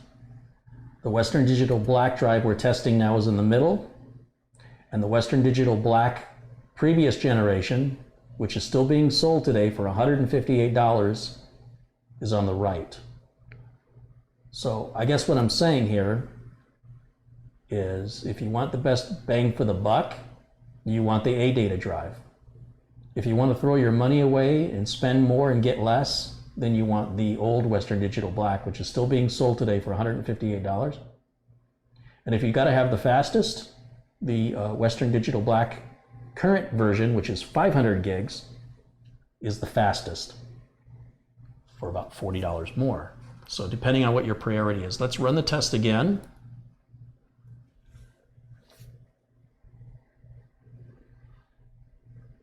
Crystal Disk Info does not have a portable version. That's not true. There's always been a portable version ever since it existed, and it has never changed. You need to learn how to read the website. You can watch one of my videos. I show you how to find it. It's typically listed as a .zip file, but it's the portable version. Once again, I've got a video that details it.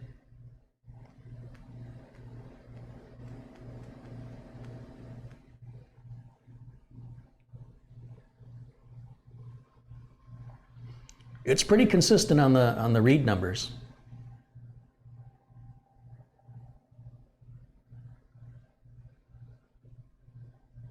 Pretty consistent. It's sometimes troublesome to me when people, you ever have a little kid that goes, where's the milk? It's in the refrigerator. I don't see it. Then you have to open the refrigerator and get it because they're too lazy to look. So because I have to deal with that, let's just go to Crystal Disk Info so I can show you guys. I gotta go over here. Crystal.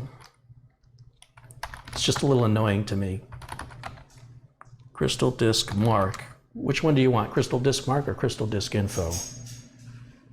Lost my internet again.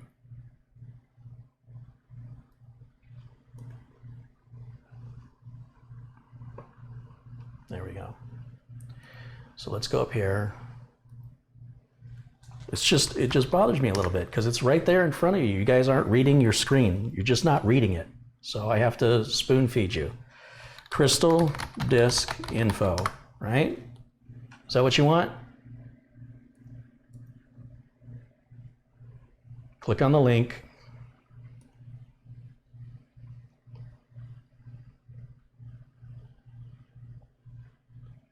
Standard edition, download. And it wants to know if you want which version, right? Do you see what I see right down here? So ignore the Shizuku edition and the Korea edition. Just ignore that. That just adds an animated girl. Right here it says this is the executable file. That's the portable version. That's the one you want. If you're looking for Crystal Disk Mark, look for the executable version. Right? This is very simple stuff, guys. You just have to read what's on your screen. That's the portable version. It's not rocket science. It's always been that way. All you have to do is read your screen. Okay, so here we're still running the test. We're at 3426. Again, pretty consistent with the previous result. And yeah.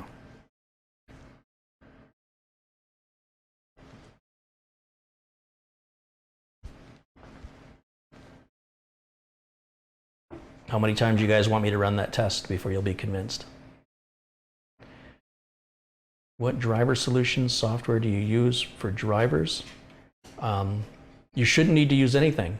Windows 10 should install all your drivers automatically. And you better be very careful if you're going to try and outsmart Windows 10, because installing the wrong driver with any utility that claims to do that for you could result in an unbootable system, which may be no other way for you to fix it than to reinstall Windows.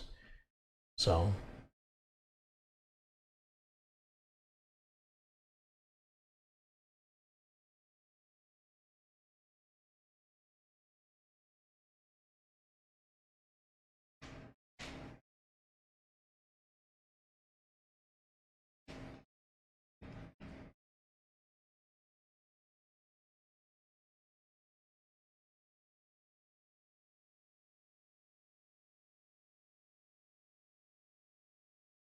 you want me to run it one more time?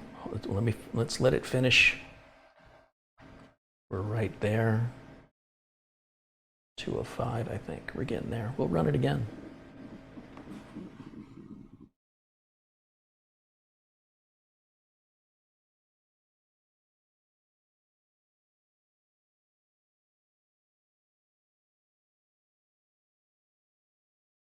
There we go. It just finished.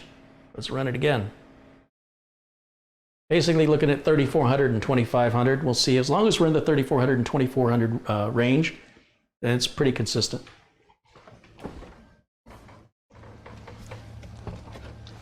Sometimes Windows 10 can't find drivers. It's pretty rare. It's pretty rare, but you should go to the manufacturer's website of the driver you're trying to locate.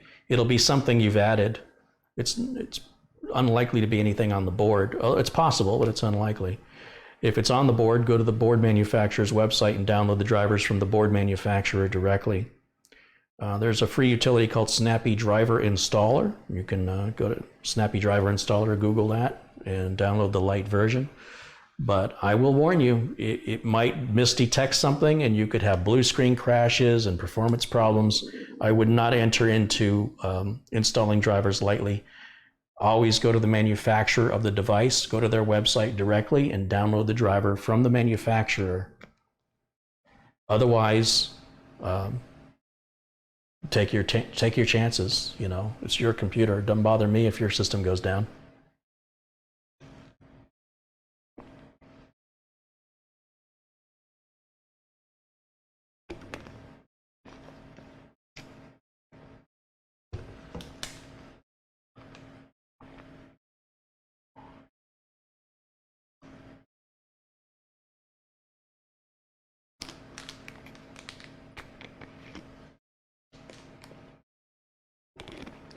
So once again, on the screen is the AData drive for $130, 480 gigs.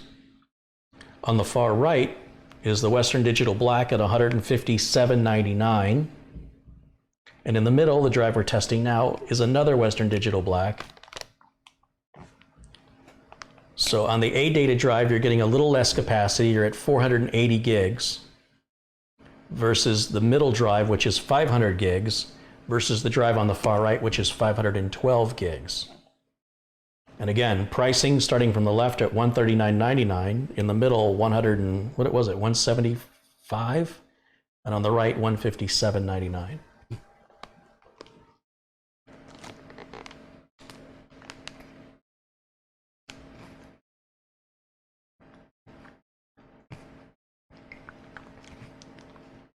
Yeah, and once again, we're back at 3,400, 2,500. That's the third test in a row. All these numbers are basically identical and consistent. It doesn't get any better than that. Like I said, I don't think I've seen an SSD, an M.2 SSD NVMe drive that fast. That's a new record for me.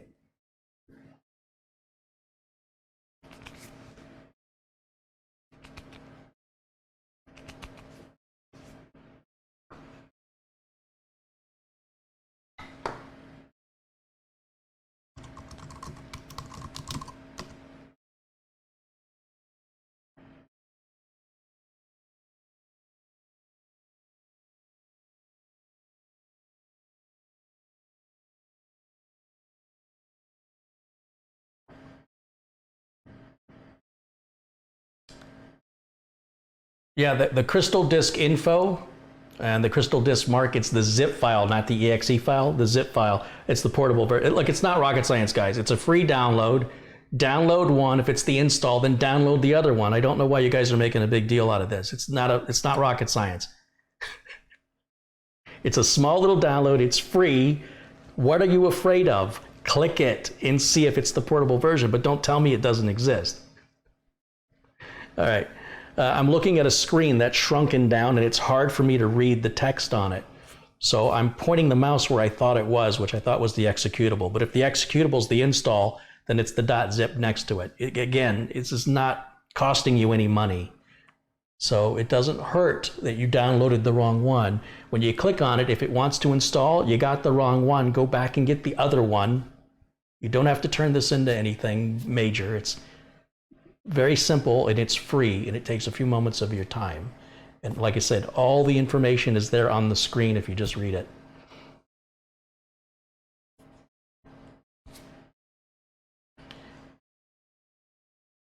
All right, so now this has gone too far.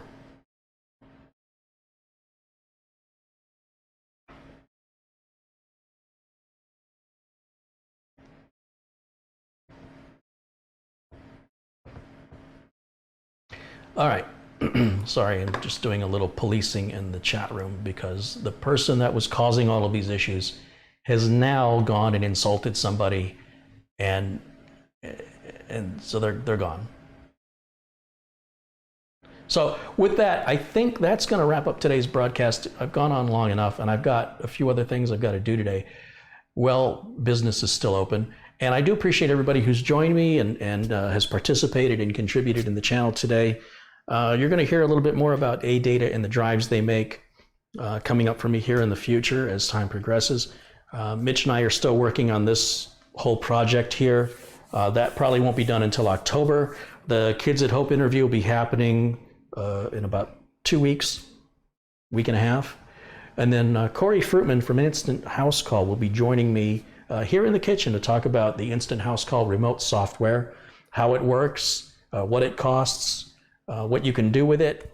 And we'll demonstrate. We'll get 2 computers and we will remote access live and do the whole thing just as you would use it as a customer or as a technician.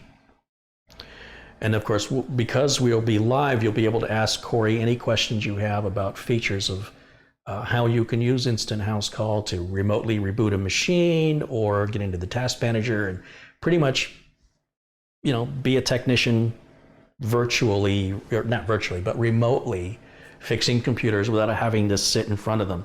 And quite frankly, a lot of computers, if you don't need to physically change any hardware, most problems can be resolved remotely. So that's going to wrap it up. And thanks to Patrick Russo, Troll McTrollington, Stuart Bonneville, Catherine Anna Hauserman, Colin Hilton, Bill Leatherland, all those names you see in blue, Sharon Idle, Jonathan Mayberry, Nick Poverman, Douglas Biggers, Brian Henry, Jonathan Mayberry, Kevin Lavis, thanks for your contributions as well. And to everybody else watching, and about almost 500 people watching pretty consistently throughout the broadcast. This will be made available after a few hours. YouTube has to process it, and then it'll be made public, and you'll be able to watch it and rewind it and do all that other stuff. And if I have time, I'll try and whittle it down to just the performance tests of AData versus Western Digital, and then I'll send that over to AData and see if we can't work something out. I'm very impressed. But I am, extreme on both sides on the Western Digital Black. Really, really pissed off that I spent $158 for an obsolete drive. And then really impressed for an additional $25. I got a drive that's faster than a Western Digital Black drive that's faster than any NVMe drive I've ever seen. So I'm torn. So be very, very careful. If you're going to buy a Western Digital Black NVMe drive, be very, very careful. Do your research before you spend your hard-earned money. Don't go looking for the cheapest price unless you don't care about performance. And if you don't care about performance, why are you looking at NVMe drives? All right. Thank you for watching. I'll see y'all again next time. Until then, bye for now.